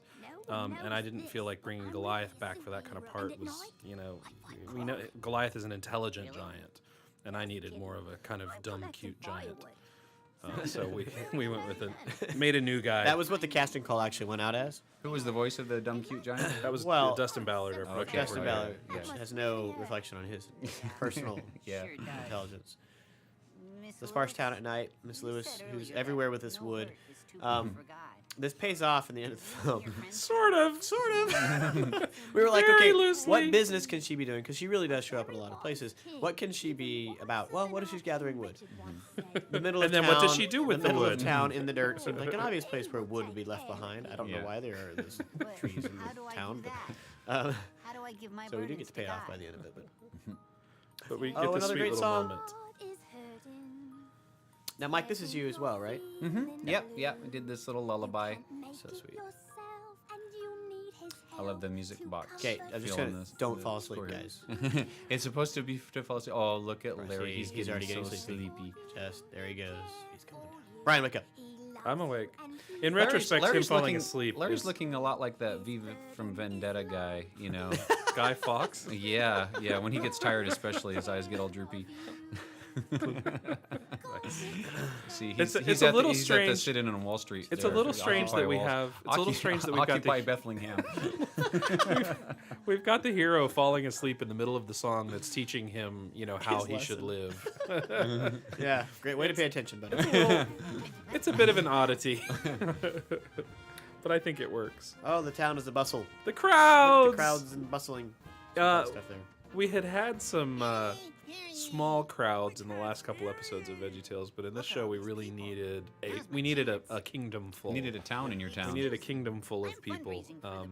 And personally, I've never really been satisfied with the painted people on cards that don't really move solution that we've used in a few other shows. Oh, come on. To which I argue, if George Lucas can use Q-tips, you can use cards. You can, but it has to be in the right kind of shot, and we really needed crowds that held up. I challenged the great technical minds at Hoo Hoo, our animation partner, to give me like actual crowds of like 50 people, and they did a fantastic job following through on that. We had a bunch of ad-lib with Phil here on that microphone. That was really funny. That ultimately didn't make the edit, unfortunately. Didn't quite fit in there.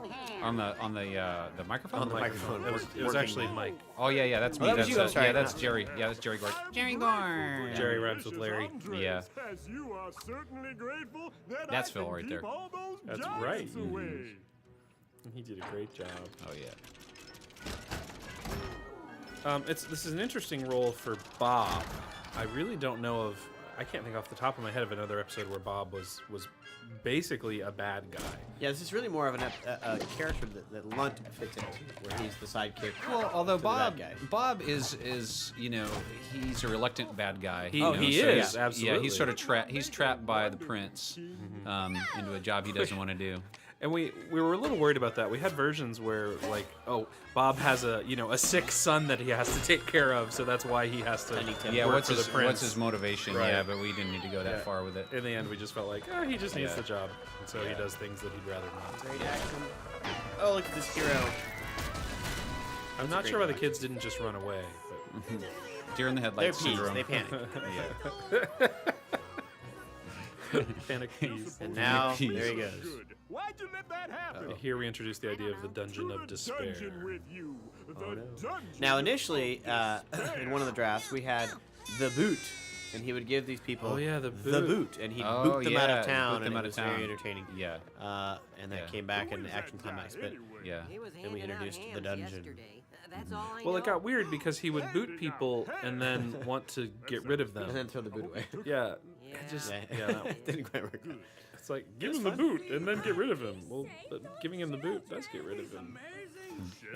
We need to keep an Just eye on these this things that Did you you know, note the as you sheriff's drive. hair earlier? Because if you haven't, No, I have not. man. That All was a right, total accident. the hair on the sheriff, this is just, it's the by height, the best hair Bob's ever had. Oh, Oh by yeah, far. it's very. He used the Sorry, I'm fresh what's the out of camp. shampoo that Look, gives you I more was just volume? doing my The job. volumizing shampoo. I'm not sure. Yeah. And is that little like grease streaks in there? Yes, it's Gray Streaks. Yeah. Well, when we made the shift away from the David and Jonathan story, it became much more important that Bob visually be aligned with Prince John, and Prince John had this great hair, and so Todd Carter, our storyboard artist, needed to start boarding, but we didn't have concept yet, and so his first few boards came back with Bob with this like TV evangelist, Inigo Montoya hair, or not Inigo, it's actually the Five-Fingered Man. Yeah. And it just was like, oh, that's the silliest thing I've ever seen. Can we do that? And they did. And About the hand. Well, now the little flare on the side definitely takes it more Renaissance. It doesn't Right. doesn't go evangelist. okay, and here comes a great That's little good. I believe you. I'm Good sure it's name. great. No, versal Yeah. not great. cleverness from Tim Hodge. Good. Oh yeah. nothing to But be Tim It's did the a- who's on first. Tim did a comedy pass on our script, which is where you kind of take a Sheriff script to a Mediocre. writer and say, hey, can My you last name is can you good. add some jokes? tell me? And Tim's Tell great you at what, jokes. What Sheriff your last Mediocre, that's the name funniest. is? It's good. Robin Good. Oh. Oh. That's good stuff. Nice to meet you, Robin. For the longest time, we were just calling him Robin Hood. Yeah. And towards the end, we were, when I say the end, I mean of development, of writing the script. We said, well, what if it's something else? What if it's Robin Good? And that kind of stuck and gave us Gave that him a great big title. Yep. Which is really his behavior is such that it's a fun little turn on the Right. thievery. Yeah. Notice Jimmy Gord So many. eating the stick there. It's a great little bit. He didn't have any food, so he just had to eat the stick. Well, what do you suggest? These guys are so smart. Are we supposed to say something about the Oompa Loompas right now? I'm not sure. No. Okay. What about the Oompa Loompas? Oh, the Oompa Loompas. Oh yeah, Bob's hair is an Oompa Loompa hair. That's what it is. Brilliant.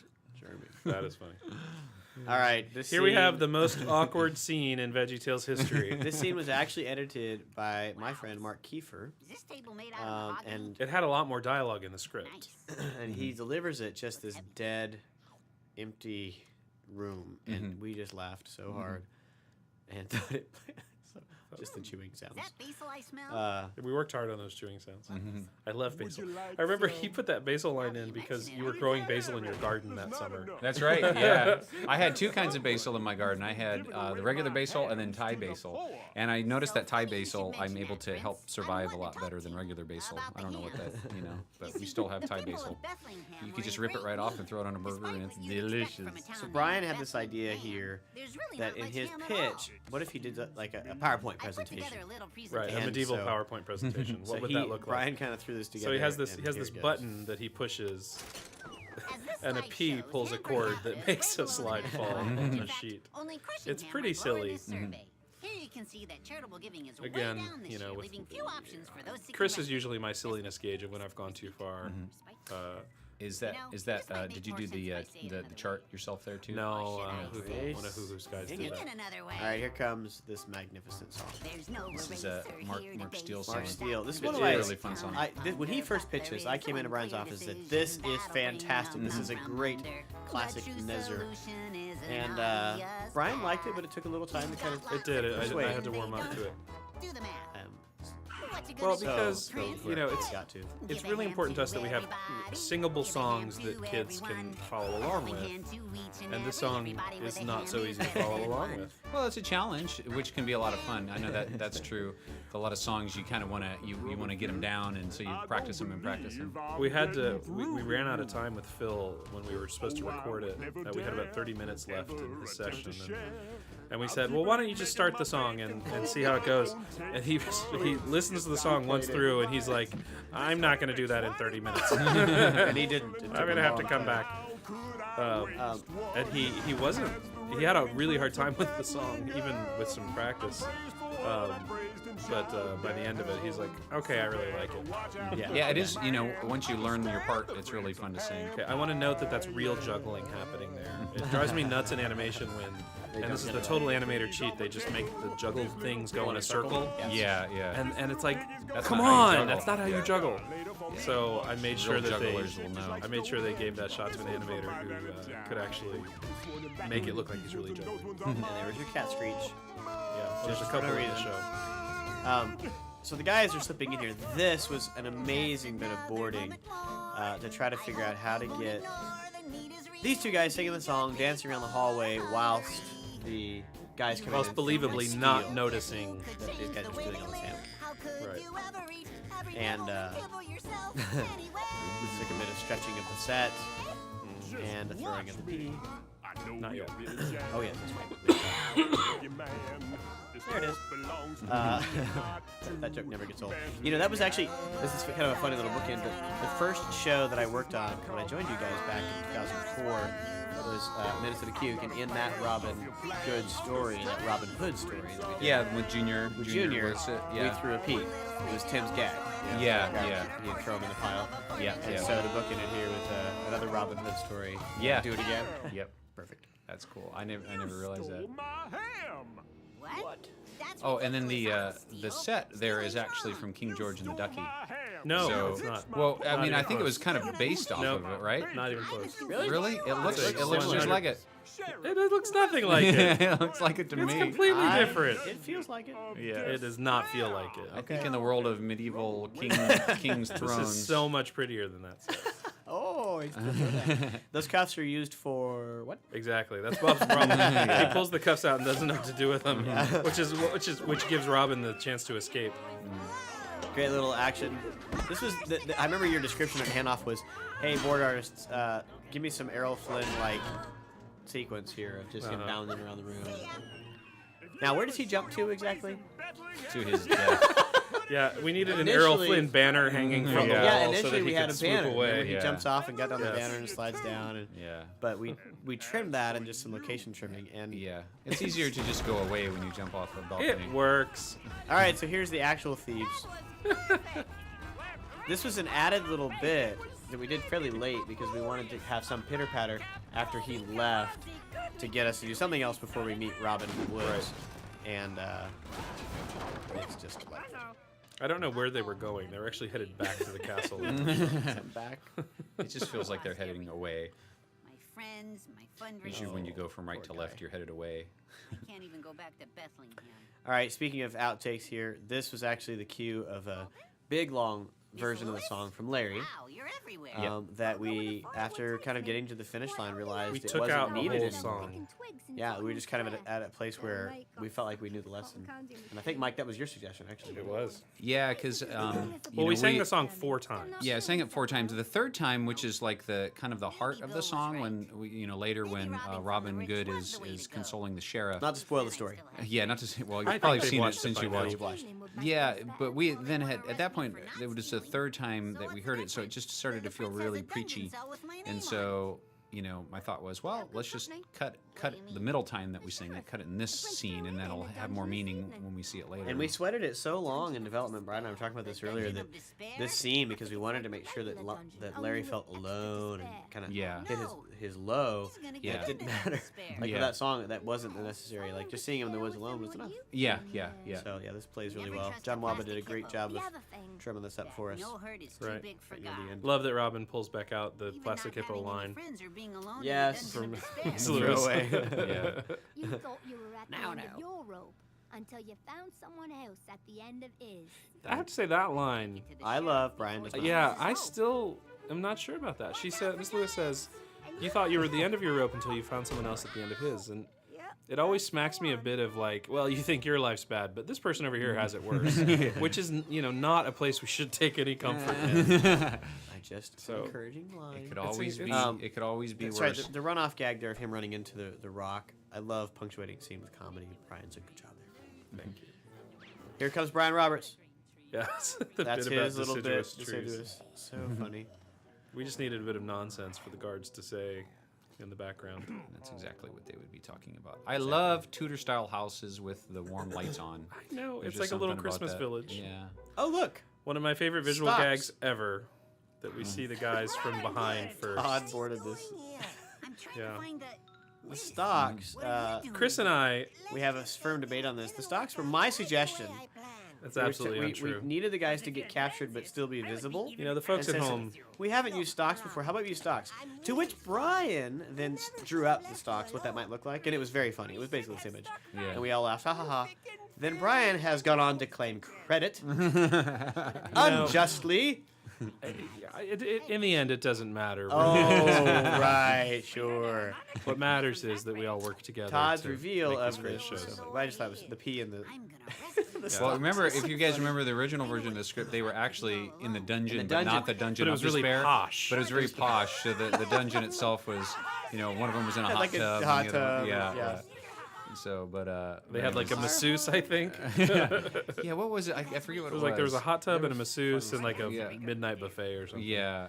So the reason they're out here is they're supposed to be right next to their big thing. They're captured hams or stolen hams Right. out there, and they're being punished for their crimes. Well, they're being made a public mockery of them. They're being put on display as a warning to who else might think of stealing the prince's ham. Yes. Hand return. This is a little nod. See, that set is so much prettier than the one from King George. You guys just don't know. Okay, there's a great little aside there that Mike threw in as an ad lib. You're the king. You're the king. What about the mommy line? I love what we do now. We didn't used to do as much of this, but we do a lot of ADR, which is dialogue replacement now, where we'll go back and they What is just this thing on the door? with the animators will go through and they'll animate different mouth movements that we originally didn't record to, but then we'll get the chance afterwards to track those and put our voice to it. It adds a lot of depth to the scenes. Okay, the harmonica is a bit of a leftover. There was this whole other scene where we saw the sheriff earlier in the dungeon that we cut where he'd been playing the harmonica. And so we never actually see the sheriff playing the harmonica now. It's just kind of there. Well, I remember when we were recording with Phil with this, he was like, "Another harmonica in a dungeon scene." How many times have we pulled this out? We've done that a couple times, so it's probably best that we The rope and the just let- dungeon key. This is a Mike joke that is. That was easy. Oh, about the key being key thrown being away. the key, away. yeah. Let's go. So good. And the linen rope just handily Yeah. Happens to be there. all tied off. Well, because the nicely. guards need to go down into the Right, and they use dungeon a of despair as well. tied off linen rope. Sheriff, Got to clean up down there sometimes. Oh, there's here's no our hero. hurt that's too big for God. I know that your heart is hurt. Okay, so this one, the first time I heard this was actually in the mix, and I was kind of surprised. I thought we were missing something, and Brian says, no, this was actually my take, was to go more of a cappella, essentially, version of this tune, and it ends up being really quite special when you pull it out, particularly because it's really the only time we get to hear Larry sing it.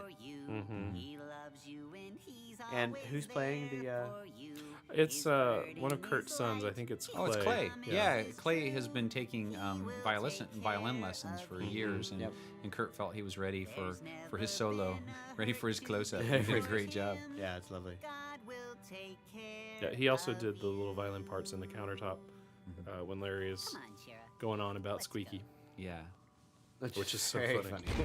That was a late edition. Which Squeaky, we've had 2 hamsters in our family, Squeaky 1 and Squeaky 2, because Squeaky 1 escaped. Never to be found, or like Lisa was vacuuming under the sofa a few weeks later. An olfactory sense, he was found. So we smelled something a little, ripe after a while. So he probably got into the ventilation and some great. It's a hard knock life for him. It's a shame you didn't have this video to watch then. Yeah, exactly. So then we got Squeaky 2, and then when we moved, we donated him to somebody. This is some really great cloth work, by the way. Donated him to the backyard. His blanket is very snuggleable. Notice the ham holders on the throne. Ham holders, that's right. Yes, he's got ham holders on the throne. Is that like a reclinable? It's like on a fishing chair, you have the fishing rod holders. Yeah, he's got ham holders. Yeah. And the sheep. Baba. That was actually Leslie's idea. It was really goofy. I couldn't believe she would let me do that. Teddy. This bit was really tough. We edited around it quite a bit, trying to get the tension on Larry and the sheriff on the rope. Here? Yeah. Yes. And then I think we should have edited a bit more. Well, the payoff of them landing and it being a foot away is always a good. Maybe Teddy should sample the salad bar on occasion. Down they go. Wow. Haha. They went far at all. I love that Teddy is a squeaky toy. It's like he's a dog bear. Like a toy for a dog. All right, so these guys are geniuses. They have a great plan for... Okay, let's talk about motivation for the giant. Well, so he comes into the kingdom now because he smelled the ham, which is on display in the cart that we mentioned earlier. And that has drawn him into. That is why tonight of all nights he has chosen to break down the door. Tonight of all nights. Great. Why? We didn't really establish that, Mike. I realize. Pointed out so nicely. But here he is. He's a giant. He's cute and toothy. Just a little ham waft. That's all I want. That's all I wanted. Just a little ham waft. Do you know how expensive those are? Sorry, Mike. It was out of wafts budget. are not free. This chase sequence, though, this is another one we worked on to try to make, intense but not too scary. Yeah. What's interesting is we kind of shoot the village as if it goes on forever, but everything just happens within about 10 feet of each other. It does. And like and I know that I'm not sure for the audience whether it feels like the village is actually bigger than it is, or they get that. Oh, it does. It does to me. Yeah, it does. Okay, so lots of hams flying here. There was a funny animation note here because I kept telling the animators, like, they would send me the shot and there'd be like one ham and I'd be like, more ham. And then the next time I come back, I'd be like, still not enough ham. I said more ham. Like you're at the deli. And like the third time, I'm like, okay, for the third time, I need more hams in this shot. And the animation supervisor, Bill Boyce, was like, oh, I'm so sorry. I forgot to tell you. That's going to be done later. In effect. That's an effect. This shot here with the giant leaning in and what he was going to do, we talked about, wrestled with, edited 100 different ways. Well, originally he saw one of the targets and it looked like his mother, and it turned out that he was just looking for his mother all along.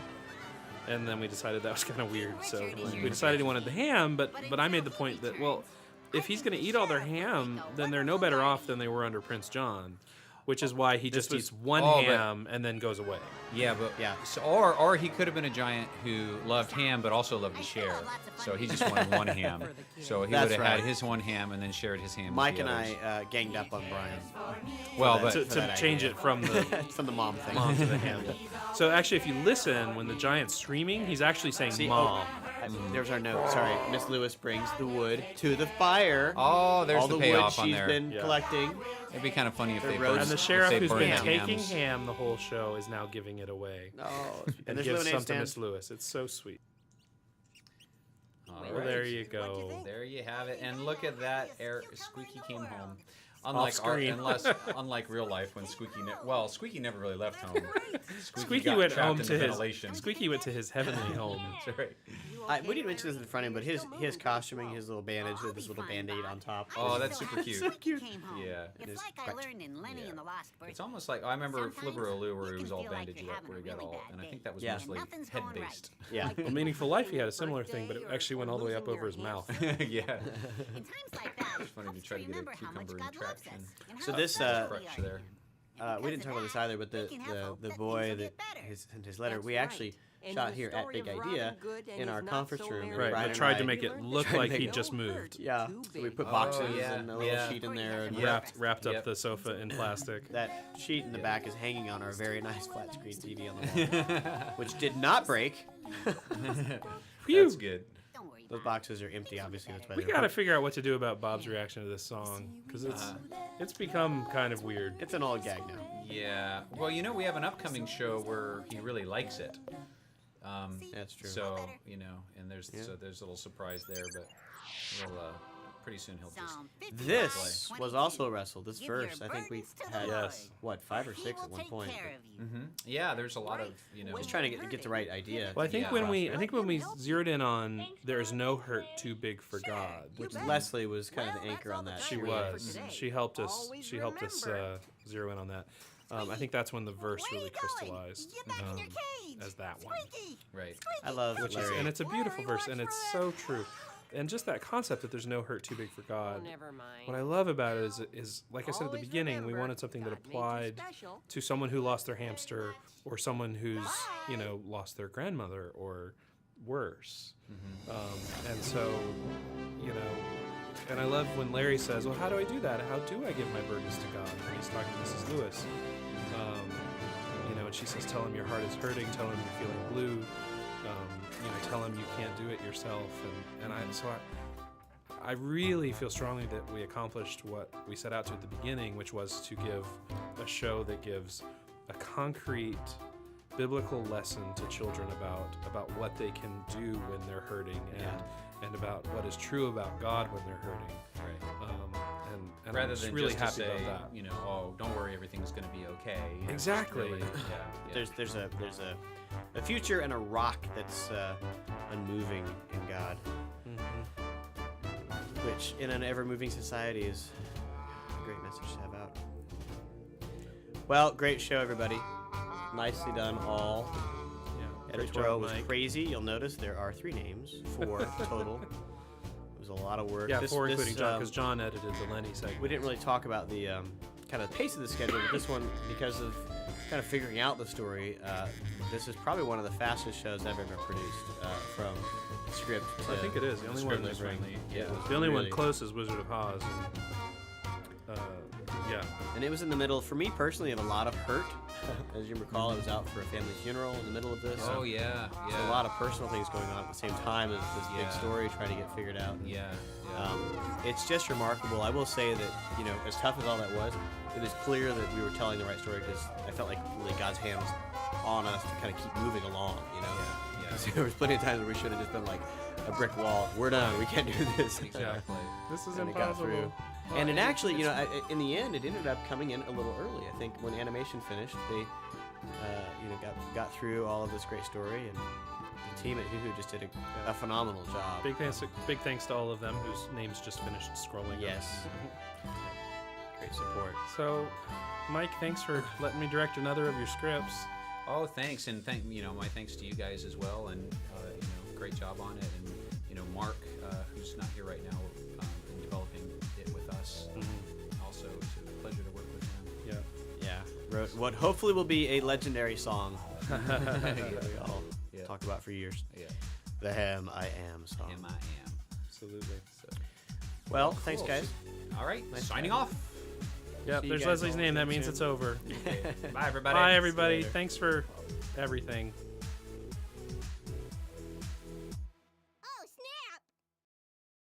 Hello there, VeggieTales fans. My name is Brian Roberts. I'm the director of this show that you're watching right now, The Penniless Princess. And I got some special friends with me here. First of all, there, to my right is Mike Naraki. Hello, I'm a special friend, and I am a co-writer on the show, along with Mark Steele, who is another special friend who especially could not be here today.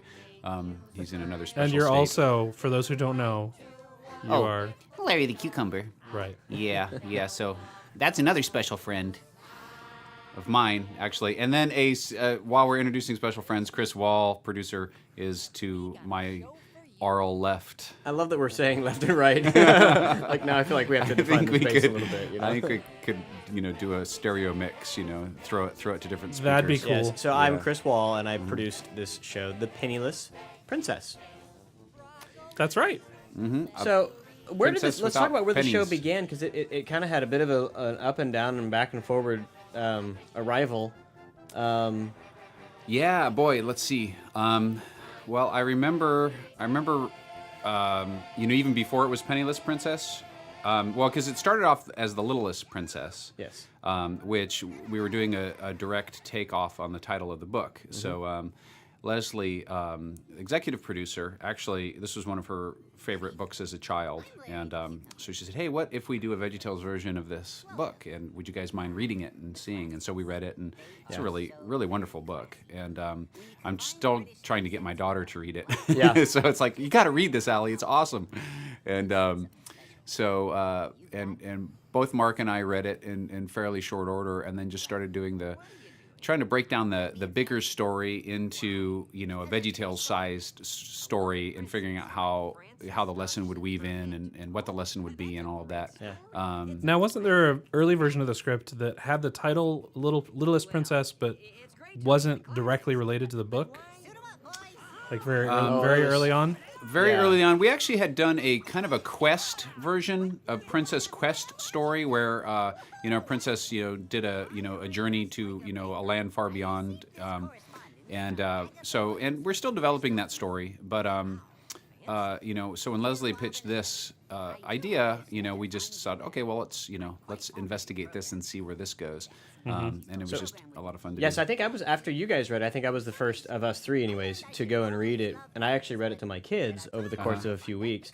And we were deeply moved and found it was just a wonderful story. Written in the 40s, is that right? Or, No, I think it was before that. I think it was probably late 1800s. Oh, was it? Okay, right, turn 1800s. century. Yeah, maybe turn of Okay, we're going to have to look it up. Yeah, Yeah, and it was, No, I do think it was, was a 19th century novel or close to it. Maybe it was the top of the 20th century. Yeah. But and that's it's always a little bit intimidating to read something that is so moving and so good and say, okay, well, how do we kind of make this our own and try to, and there's elements of it that are just so intense emotionally.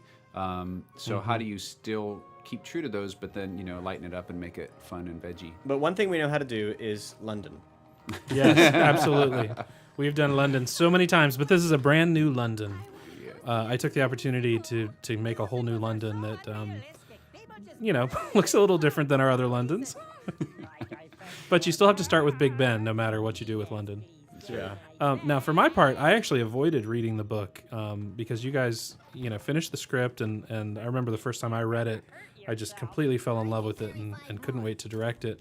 But I decided, well, I'm directing this script, not the book, and so I'm not going to read the book. And then during the directing process, other people from the development team kept talking about who Sarah was as a character.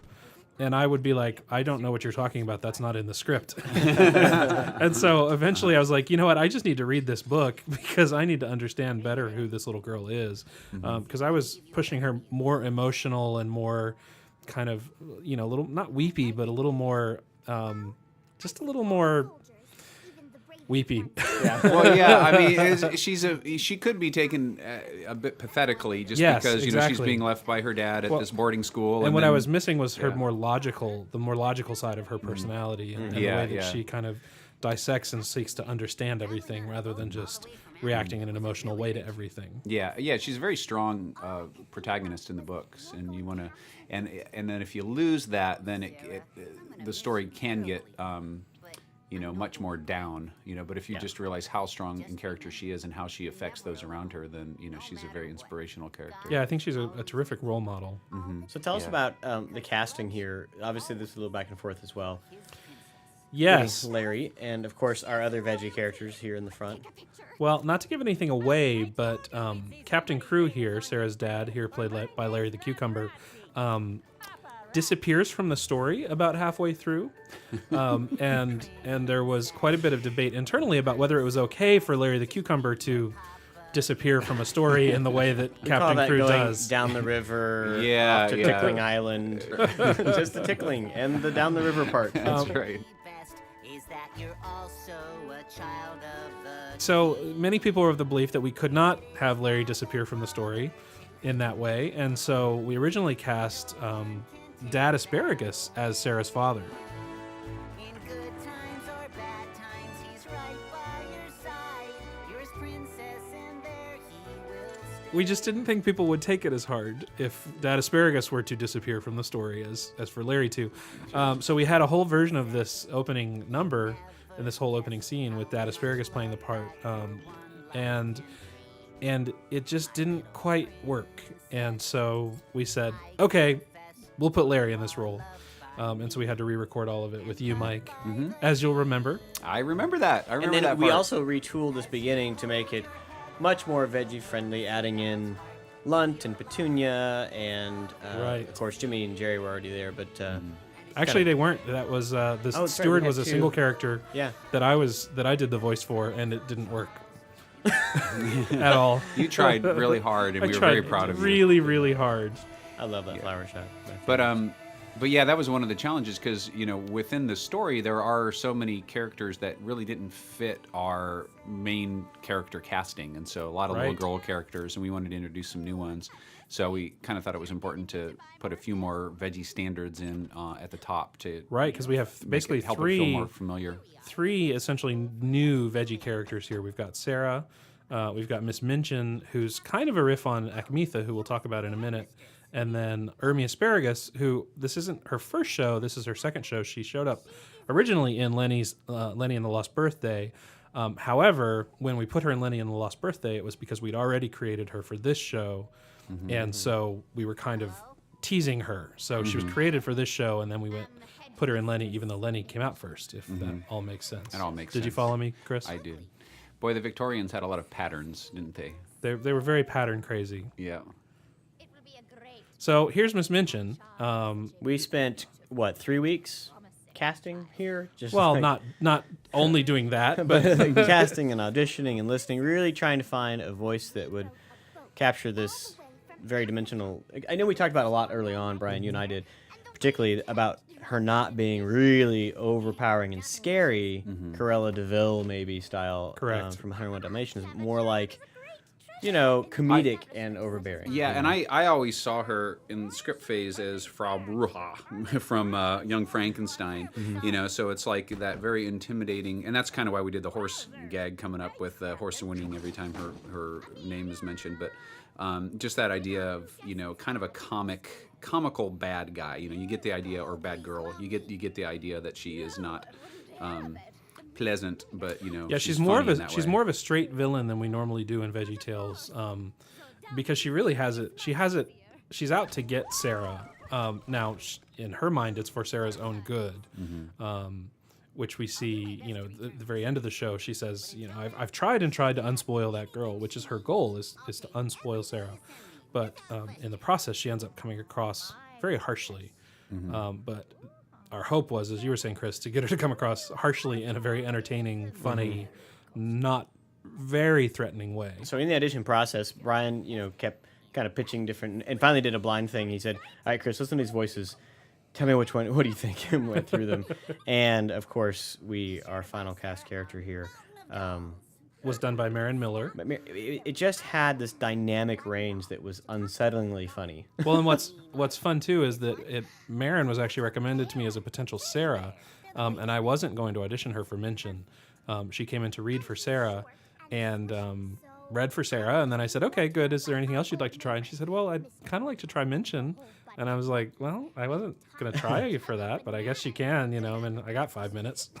Yeah. So she started talking, and it was clear instantly that she kind of got both the villainy and the comedy of this character. Yeah.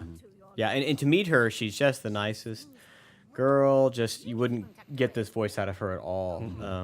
And I remember laughing hysterically all through the recording process, just because her in the booth, I mean, she was physically outlandish, you know, with her arms and her expressions. Very funny. Speaking of nice girls, the part of Sarah was played by Anna Grace Stewart, who's a local actress here in Nashville. You know, as part of we kind of cast Sarah and Minchin at the same time, and so saw a lot of different people for both parts. And Anna Grace was someone that I'd worked with before and had a great experience with, and kind of said offhandedly one day, hey, you know, can you do a British accent? Because at the time I was thinking Sarah was going to have a British accent. And we really worked that kind of back and forth as to how British she was versus not. So, speaking of accents, I like the little story about the French lesson here. Chris, you have a friend who's native French speaking. Yes, yeah, we got in the booth, and, you know, as the story is about to unfold, Sarah has to be convincing as someone w's fluent. Well, a French person says her French is exquisite. Yeah, Madame Blue, who in veggie terms is fluent, is about to tell her that her French is perfect, and we kind of got in the booth and thought, oh, she's going to really need to sound authentic. So it happened through our homeschool group, had some friends that this woman's husband is French natural born speaker, and so he was so kind. He works in IT, and he was like, what are you asking me to do? And he came in, and we're like, no, just kind of listen to her and say it back. And he's like, it was so funny because it was so foreign to him. And he's just... Because Anna Grace has never spoken French a day in her life. And she's like a Nashville person, you know, no accent of that kind. And it got through, and we just were stunned because even in the booth, we were like, oh, wow, that's French. How about that? At least for us. Eventually. For you fans out there who actually do speak French, when you hear this, please forgive us because we realize it's not perfect, and we got it as close as we could. Anna Grace was a real trooper, too, because she kept trying and trying and trying, and she was determined to get it right. Yeah, she wanted to get it just spot there, but... Yeah. Ermi, oh my gosh, what a delightful character. I was really skeptical. I'll just say this. I'll just get it out here that when Brian started kind of going this direction with Ermi and how outlandish she was, I was like, I don't know. And she's the runaway favorite in our family. She's just so fun. I think it's her huge eyes that contribute to it. Well, and the ponytails, and I part of that goes back to the design by Mark at Hoo Hoo Studios, who designed her for Lenny and the Lost Birthday. The way that he kind of took what we know of Junior's style and his hair, but then stretched it out into these ponytails. And then Megan Murphy, who does the voice of Ermi, as well as Madame Blueberry and Lavinia in this show, gives such an over-the-top, hilarious performance. Yeah. She's so charming and adorable. In the book, Ermi is almost like a little sister to Sarah. Ermi really looks up to Sarah as a mentor and a role model, and I love how Megan captures that more youthful side of Ermi as opposed to Sarah's more kind of responsible, thoughtful self. Exactly. Love all the French words, by the way. By the way, Sarah's hair makes me hungry because it looks like those little Debbie chocolate roll cakes. Of course it does. I was just thinking back to my grade school days. I'm like, what about her hair just is making me hungry? This room was so much fun to kind of get. I love Ermi here. She's such a stream of consciousness. Yeah, she just says what she's thinking at every moment. You're funny. You're so nice. Love this score here that Kurt did. I've been working with Kurt for probably 6 years now as a director, and obviously he's been working on VeggieTales for 18 years now. But this show has some of my favorite work that he's done for me on my shows. Just this little friendship moment is so adorable, and later on the sad moments are so sad but still have some restraint to them.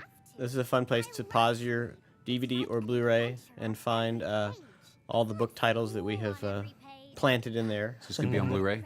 I hope so. All right. We've got a few titles out there. Hoping Cool. this one goes out. Awesome. It's a bit of a By the cheat. way, I while we were talking, I looked up the publishing year Oh, of this oh, book. thank It's you. 1905. Okay, there it is. Yeah, of course, there was a Shirley Temple movie done, later, like in the 30s or 40s. Yeah, we looked into. There was actually stage plays, and there have been TV versions, and so this Several is movie well versions. covered. Yep. This is our version. Now our version is actually set a little later than the book version, because I believe the book's set in the late 1800s. Ours Yeah. is set in 1903, and that was specifically to allow for the invention of the teddy bear, because we wanted that teddy bear part in, but teddy bears weren't created until late 1902, early 1903. A little shift. Tell me about the imagination world. This was a big thing in the book. Obviously, that Sarah, one of the ways that she deals with some of her trauma is to kind of continue to, however you want to imagine, picture herself in a different space. It was. Well, actually, I struggled with whether or not to leave the sequence in because it's not directly related to kind of the larger themes that are the most important things that we're dealing with in the story, which are believing that you're God's princess, that you can love others no matter what. It felt like a bit of a distraction, but the song was so fun that I was determined to kind of find a way to make it work, and so we really pushed to make the imaginative part really sparkly and colorful and fun. So even though narratively it's a bit of a diversion, it's so much fun that you don't mind. Yeah, and I love the way you tied it in, like that into that sequence. You go into the rail, like her imagination is still bound to just playing with the things that are around her, Mm-hmm. Oh, now the introduction. Here comes Becky.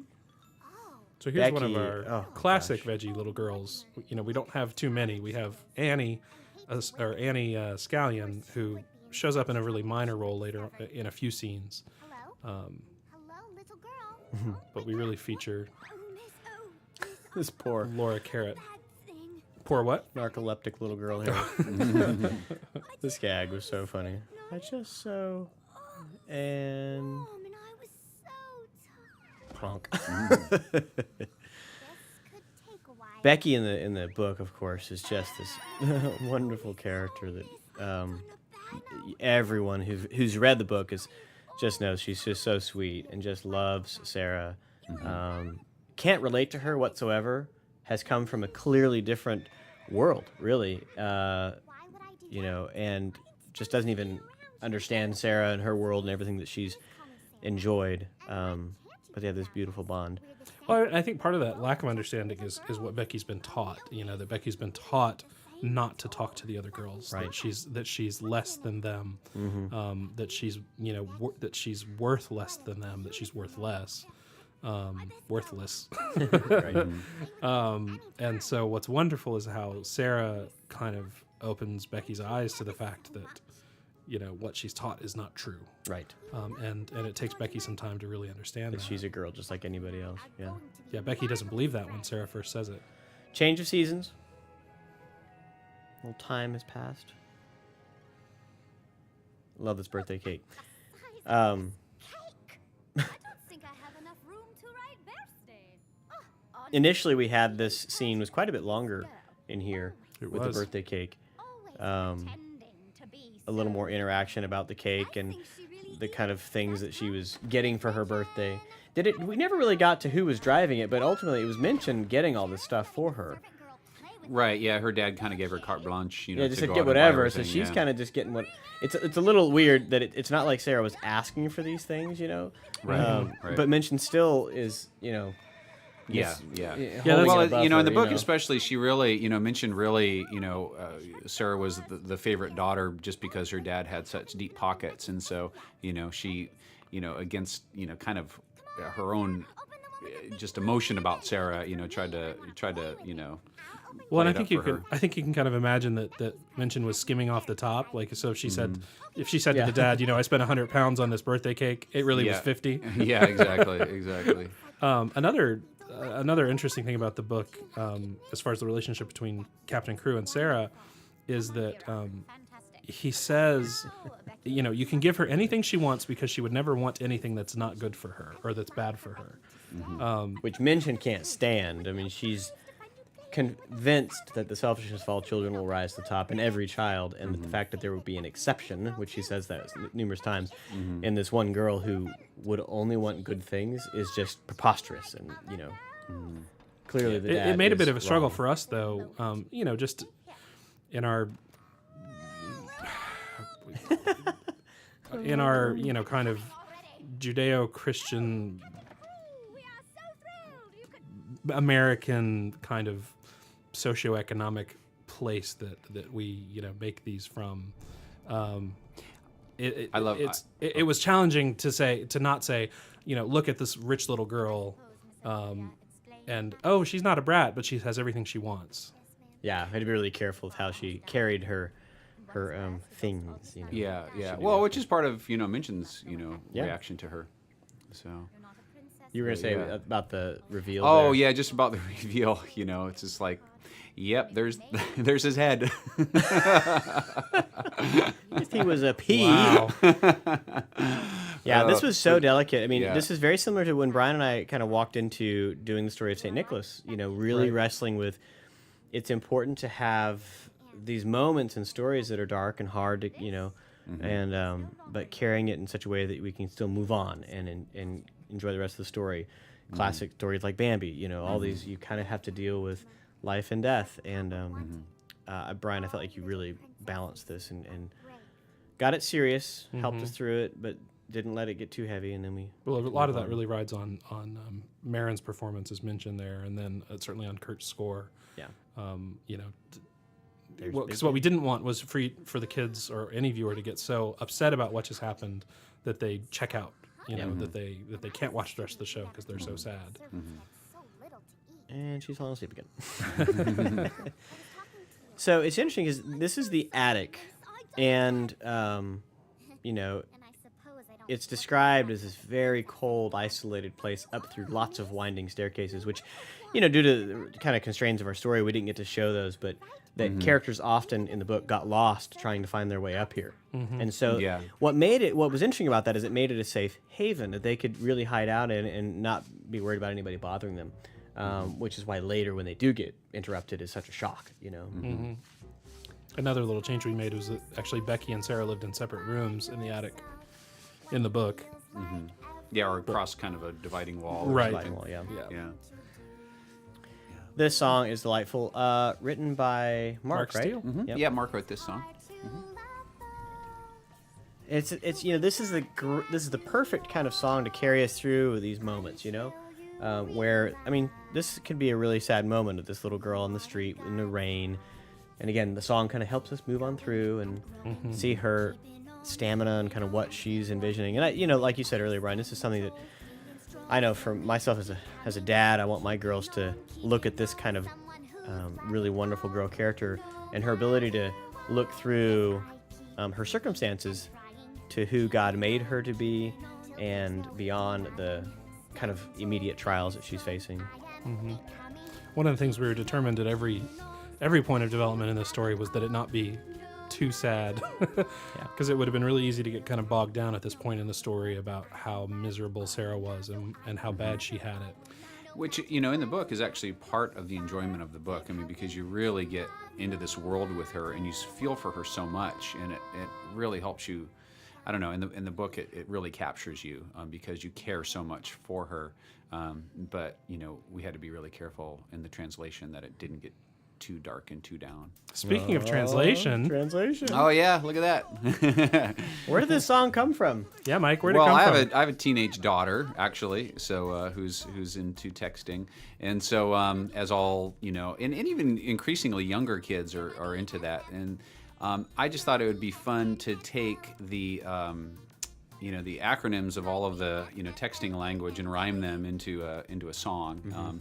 And just kind of have this little duet of two little friends who are just texting each other about how wonderful they are as friends. And this one, when you handed it over and pitched it, I just thought it was hysterical, and immediately was like, how in the world do we get this translated? And, and Brian, obviously, you did a great job wrestling with how in the world do we spit out all these acronyms and still understand what's going on.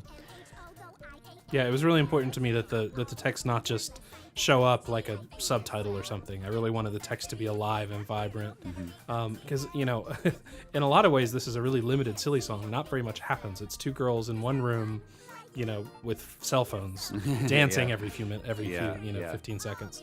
And so I felt like that text, kind of in the way that it animates, was an important kind of character in the song. I think one of the big challenges for me with all these, you know, texting, you know, phrases coming up was just, you know, going through the list of, you know, hundreds of you know, phrases, you know, and finding ones that rhymed and worked together. Yeah. But it really helped me to, you know, learn a lot of texting phrases that I would otherwise have known. Rolling on the floor laughing.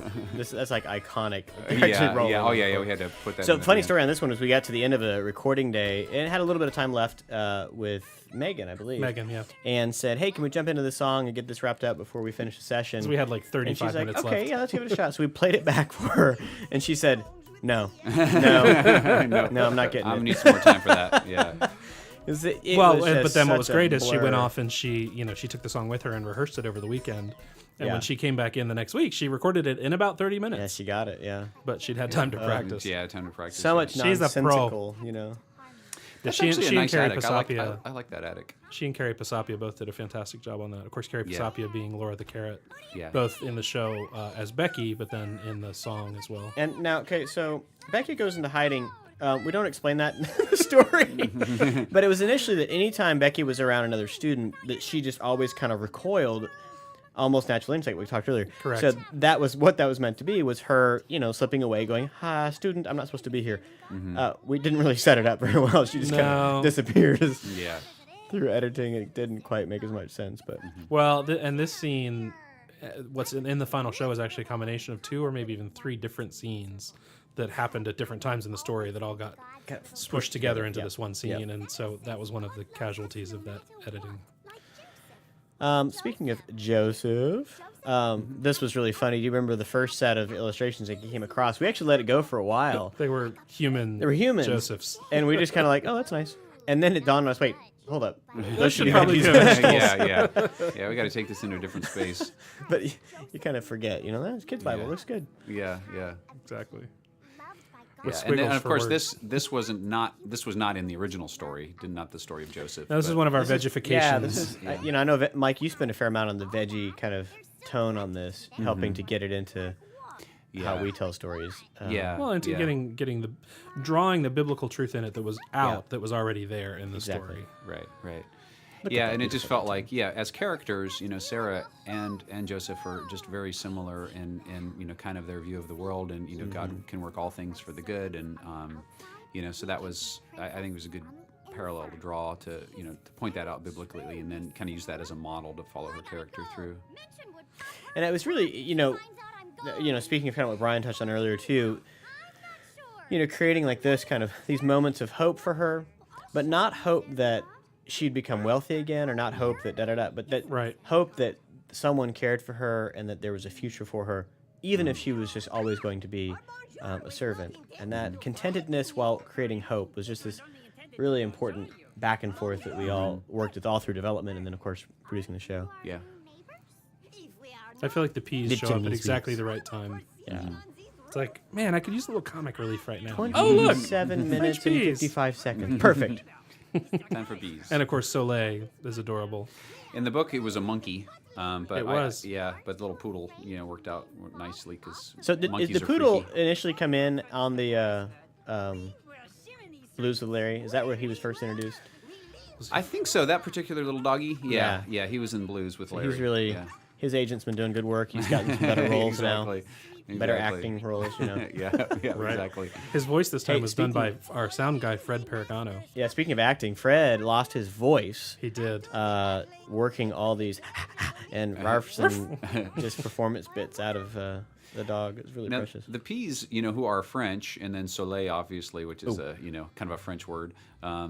I believe in the book it was Ramdas, right? He was an Indian guy, servant. Yeah, and then with a monkey, you know, so we changed that up a little bit. That shot right there, by the way, where the camera shows that the houses are directly next door to each other, is the thing that when reading the book, my kids just kept freaking out. They're like, she's right there. As we introduce Carrisford here, the idea that they're literally living next door to each other. In fact, in the book, it says they share the same wall by the way the construction was done. Yeah. And that literally on the side of the wall was, and there they are. Yeah. And there she is, Miss Minchin. Yeah, so great We had to staging. trim a little piece of dialogue there That's right. where she said, "Sarah, hurry inside." Oh, and it's yeah, like, yeah. you know, Sarah Yeah, you might Crew, wanna daughter of bring- Captain Crew, come yeah, inside. if, Might not if wanna bring that Carrisford up, heard the name Sarah, he probably should investigate further. Yeah. This is a sweet little moment here with Bob as the baker. I like the irony of having an American president on a. How did that happen? Oh, that was one of those like, is this coin okay? Oh yeah, looks good. Sure. Sure. Oh wait, that's a fine. it's coin. London, turn of the century. Well, she has an American accent, and her dad is. So you have a problem with the talking vegetable having American currency in London? Yeah. You're saying that's not especially, realistic?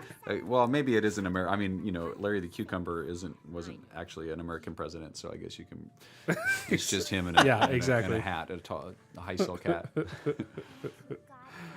This is a beautiful little turn in the story where she's received, a blessing, essentially, right? And so this is the deserved thing. God intervened and helped her, and she totally deserves to eat all these. And yet still immediately turns and thinks of others and cares for someone else. It's beautiful. We talked about, does she split it half and half? Does she just give it all out? And So now I imagine there's actually a passage of time between that scene with Junior and this scene with Becky, because otherwise it's a little too depressing that she has this food, she gives it to Junior, and then has her dinner taken away by Minchin the same night. yeah, which, Could have happened. could have happened, I suppose. But in my mind, this is a different day altogether. Here we're pretending food. How many of you have pretended food for your kids? Imagine those green beans are gummy worms. Yeah. Nom nom. The filet mignon is making me hungry. Is that escargot in there, or is that more the Little Debbie snack cakes? It's escargot, thank you. Mike's got a little Debbie snack cake. That's right. Over here. Hello? Ernie! Is it safe to come out? Come out, come out. I'm dying. It's adorable. I love these three girls together. Food my mom sent. So cute. Ah, it's a spread. Darling, I love. you guys act like you haven't eaten. I love how blissfully ignorant Ermi Blissfully? is. Blissfully ignorant. She is that. Golly, you guys look like you're hungry. Have you not? Like, she never pays Are attention. you not paying attention, Yeah, Ermi? yeah. Open your eyes. She's not being rude. She just doesn't She's notice. just clueless. Yeah. School policy to fraternize with these servants. Love this scene with Minchin. They're not servants. They're my friends. Please, we're so She gets herself in We're trouble. just enjoying something special. I'm surprised it takes Minchin this long to get rid of Mortimer. Yeah, so now the Mortimer Bear thing, that was actually, wasn't it a suggestion? How did it come into it? Well, Sarah had a doll, but we wanted to give it. I think it was. allergy thing. We wanted to just give a comic, reaction to Minchin, and so making it a bear. And obviously, it would have been odd to have a human doll. Wow, she's got a good arm. Trained with Mike. A good invisible arm. That's right. Like it couldn't be a little human doll. Obviously, that'd be kind of weird. And so, you're even a little veggie doll, but so making it a bear with fur gave it good motivation for her to have an allergic reaction. Oh, this is a hard moment too. And in the book, same as this. It's just this really Minchin's being, almost scanned to her soul by this child, and it just completely unsettles her. This child is fully observant of all that's happening, and is not vindictive, just kind of cold commentary on, you're doing a wrong thing to me, and you know it, and that's just so like, ugh, Marvelous idea. Come with me. It's okay. The rescue plan's coming, kiddo. Don't be too sad. When we watch this as a family, my 7-year-old, we turn and she's got tears rolling down her cheeks at this part. Just, this little girl alone in this attic. And how could it get any worse? Well, you'll notice, too, that this is the only time that Sarah cries in the whole thing. It's kind of a big deal because For I know all we the talked other about hard things that have happened, this is the only time she cries. there was an edit where she actually started to cry a little earlier, and we said, well, actually, let's hold it up and Yep. really wait. I don't know where that hat came from. I love this. The song. Was this It's actually it's a pillow. She this made a pillow-shaped hat. Mark's song as well? It was Mark. Yeah. There's a much longer version of it that actually ends on a really hopeful kind of big Broadway note. At one point the song was gone completely, and I actually told Anna Grace that after she'd recorded it that it was cut, and she was just so upset because she had worked really hard to get to this really honest, true place with her performance of it, and did a fantastic job. And so when I was able to tell her that it was back in, she was so happy. Yeah. I was a big champion for it as well. I love this moment. But I liked it short. I think, Brian, your call to shorten it was a good one, just to get it in a place where we could... Well, and I love the longer version. I mean, it's a beautiful, wonderful song, but ultimately it filled kind of the same... It hit the same note as the... Keepin' On song Reprise did, and so it became a matter of choosing between the two of them. And so we did that no matter what song instead. Can't tell if that's a mustache coming out of Archie or nose hair. The way it grows out of his nostrils. Whichever you prefer. All right, so now we have our little doggy slipping around the attic. Who's really skilled. This little sequence... Who boarded this one? Do you remember? Todd boarded it, and of course he did a great job. But a lot of it really came to life when John Waba edited the sequence. He just had he picked some great temp music to cut it to, and just really he just gave it the right kind of peppiness and cuteness. And transformed our attic. There it is. So cool. I Got a love little this. fire going in the I fireplace love this too. part of the story. The idea that there's nothing, none of this could possibly be real. That she has to have been dreaming, If I am dreaming, then I should not be able to taste this. What was your litmus test for knowing if you were dreaming or not when you were kids? So grand. Like, was it a pinch? Was it a taste? What was the thing that you knew? Oh man, yeah, I don't. Oh, Becky, what a delight! You are in my dream as Yeah, well. I haven't thought about that. Maybe a pinch. Maybe a pinch. Yeah. Yeah. Sure? Oh, you must I had a top that I would spin, and if the top fell, then I wasn't dreaming, and if it stayed spinning, I was dreaming. There you go. Nice. And then one time I spun it, and then it And I ended. love, Brian, the way you pulled it off with the pinch here, because, very hard to pinch with no hands. It was a bit of a challenge. To kind of get it off. It's really an editing trick. Yeah. And the song again. keeping on, keeping Things are turning. Well, and things aren't just turning, but the song that Sarah sang, and then Becky joined in on. Now the other girls and even Madame Blueberry are now singing as well. And the big key here, two things. One is, she's spreading it out. But the other thing is, she's not excited and bouncing off the walls because of the things she got, but that there's someone who is caring for her. Right. That It's there's 'cause God someone is out taking care there. of her. Yeah, exactly. That's the key. It's not that she got the blanket or this thing. It's because someone out there has their attention for her. And that's just a beautiful promise. Yeah, and there's, obviously in the book too, there's that that issue of just their basic needs not being met. I mean, they're up there freezing, they're hungry, they're starving, and so just having, their basic needs, but then just with that touch of love on top of that. She must have smelled this food and wandered over. We'd better return her Yes. before her master starts to worry. I have tried my All right. hardest. This Spoiled was hard. girl and We The wrestled sneaking past the mention part? staging thing. Yeah, it was just so hard to imagine. How could the girls get past them? But we do this thing, but we got to do... Because this was wedging together a couple of scenes, Correct. to try to get the pace up a little bit. loves everyone And that is quite enough. we talked at length about how in the world do we do this, And then who actually kicked out the idea that the vase would get knocked over? Remember how that came about? I don't remember. No, It's I'm a not great sure. ruse. I do know finally. Todd Carter boarded it. just the look over here.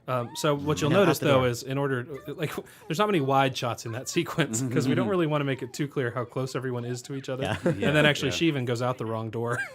She goes out a door that goes nowhere, not the front door. A door to nowhere. So we tried to fix it by keeping the camera very tightly focused at all I love times. this little It's the wrong time to stop the show for a Non joke, sequitur. but it's such a good joke. such a good non sequitur. That was something I know Mike, you and Mark really struggled with was, adding humor to not a not very humorous story. Yeah. Without stopping the narrative or slowing things down. Or making too much fun or being irreverent with it. And I think you both struck a really great balance with that. I was thank very you. excited to finally meet you. It brings me much joy to see all of you out my window. It helps me. Not be so sad. This scene was a challenge in animation because it's a long scene but it got pushed towards the end of production, and so it got this one scene in this one room got split up by, what was it, Chris? I want to say 7 different animators. Something like that, yeah. For what was the most important scene in the whole story and the most, required the most kind of subtle acting. And different animators, 7 different animators can all be good animators and good actors, but they all have different strengths. And when you kind of put their work side by side, you can often feel the different hands moving the characters. And so our production partner, Hoo was really great about working with me to make sure that this whole scene felt like it was from one hand, even though it was actually 7 different And folks. the staging on this as well was just so touchy back and forth. I know we wrestled with it quite a bit, making sure that the tone was right as far as Sarah revealing herself while not feeling like she was trying to cash in on something, that she just was innocently saying her name. And Right. hopefully we've struck the right balance here. Yeah. I think so. Is that the same wallpaper that Minchin has in her house? Colored blue. Yeah. No comment. And at this moment, my daughters were both crying in joy. It's tough to was stage so a big wonderful. climactic scene in such a limited space. Because we couldn't even orbit the camera fully around 360 degrees. Why did we not ask her? That was actually an ad lib by ad-lib, Phil. right? Yeah. Yeah. We got Phil ad libbed that, and it's like, okay, well, next time we get Mike in the booth, let's get him to say something in response. I missed it. What was the line? Why did we not ask your name sooner? Oh, It seems so yeah. obvious. For the inconvenience, and I assure you she will find herself. Here she's about to get her comeuppance. Finally. And the comeuppance for her was a big struggle too. Trying to It figure was. out what to do with her. Because it really Well, wasn't and about how any long sort to of keep her around. vindictive Yeah. against her, Yeah. as much as it was just a reward for Sarah. It's a tension there because you're not trying to punish her for. Because she did let. We finished this. I remember talking about it with my wife, and she said, I really understood Minchin because she really felt like she was trying to drive some sort of character growth in her, and she did keep her. In the build, because of her status, she could have sent her to the orphanage. Although in the book, she kept her because she was grooming her to be one of her teachers, and basically she had skill, yeah. Yeah, because she was a good teacher, and so she was basically a free teacher. But in London at the time, if you were an orphan, it was bad news. So that she had, there was some benevolence here, So anyway, so that came into this where we're like, you don't want to just beat her up because she did house her and feed her while limited. But Yeah. Well, that's the thing too. It's just that old adage of even the bad guy is typically doing right in their own eyes. Yes. So she's even got, the villain is a hero in his own story. Yeah. That's absolutely true of her. No way. So we tried to tidily wrap up that little story point. Sarah has diamonds now? There's a fun thing right there with Lavinia, where in the script the character hadn't really gotten tied up well. Actually, originally she left with Minchin, almost like she was Minchin's, personal puppet or whatever. But I wasn't crazy about that, and so I was like, well, let's just leave Lavinia at the school. But then she didn't get wrapped up well as a character, and so when Megan Murphy was recording the part, I was like, can you give her like a capper line, like something to sum up the character? And she ad-libbed that line, and I'm like, yep, that's it. That's it. yeah, it was really a turn. She was like the quick switch of I'm with her, Yeah. And here we have our happy ending closing in their song. nice uniforms. Yes, Becky's so cute in her school uniform. This made me a little teary the first time I read it in the script. Such This a was sweet hard moment. because we really wanted to button this, but make it quick, and ultimately this works. Yeah, you didn't want very to fast. You don't want to yeah. have a Lord of the Rings ending here. With so many Just tracks over and going on. over. That's right. Yeah. Big choir. This was actually when we were early in production. I said, Brian, I would love this number to feel kind of old Disney, with a big choral, everybody back. And so we actually got a bunch of people from The Office and did this big kind of choral thing. Even though there's only about 6 people on the set. Yeah. It's double tracked. Kind of made it feel like it's a big hurrah ending. It's one of the few times we don't end on a big wide shot. So sweet. Yeah, I just want that intimate moment. Exactly. So we it was didn't fun. talk It about was- this in the front, about the classy thing. Oh yeah, about putting on my British accent as Larry. I wasn't. I had a hard time doing that just conceptually. I wasn't. It's like, oh, do I have to do that? So, but I think it worked out. Just using it sparingly, kind Right. of worked out because I didn't want to have him go too British too long. Right. So you just go British when you're reading the letter at the beginning. Yeah. But I love the whole classy, thing. Which is getting Larry to feel all sophisticated. It calls to mind the countertop on Lyle the Kindly Viking, Mm-hmm. where Archie was in a similar kind of jacket and a similar kind of chair. Yeah. I love the look of the countertop with that setup. That Yeah. little- That's almost all set pieces from Carrisford's house. Yeah, exactly. In fact, we had to We had 'em take laying the around. C off the shield on the fireplace. And go decidedly non-tech with no QWERTY here. Correct. Classy. That's right. If you listen carefully to the soundtrack, you'll hear the clock ticking. Yeah. That is revealed in Christ Jesus our Lord. Wow. Nothing can separate I like us him in a from little God's baker's love. outfit there. He's so cute. No matter what. And that means we It's can hard to love put Bob in a others costume. No matter what. In our Yep. story, we saw that Yeah, especially below the mouth. Correct. Funny bit of trivia. The clock on the mantle. When it first came through, I just like, oh, Brian, that clock, I don't like the time that it's set for. Something's wrong there.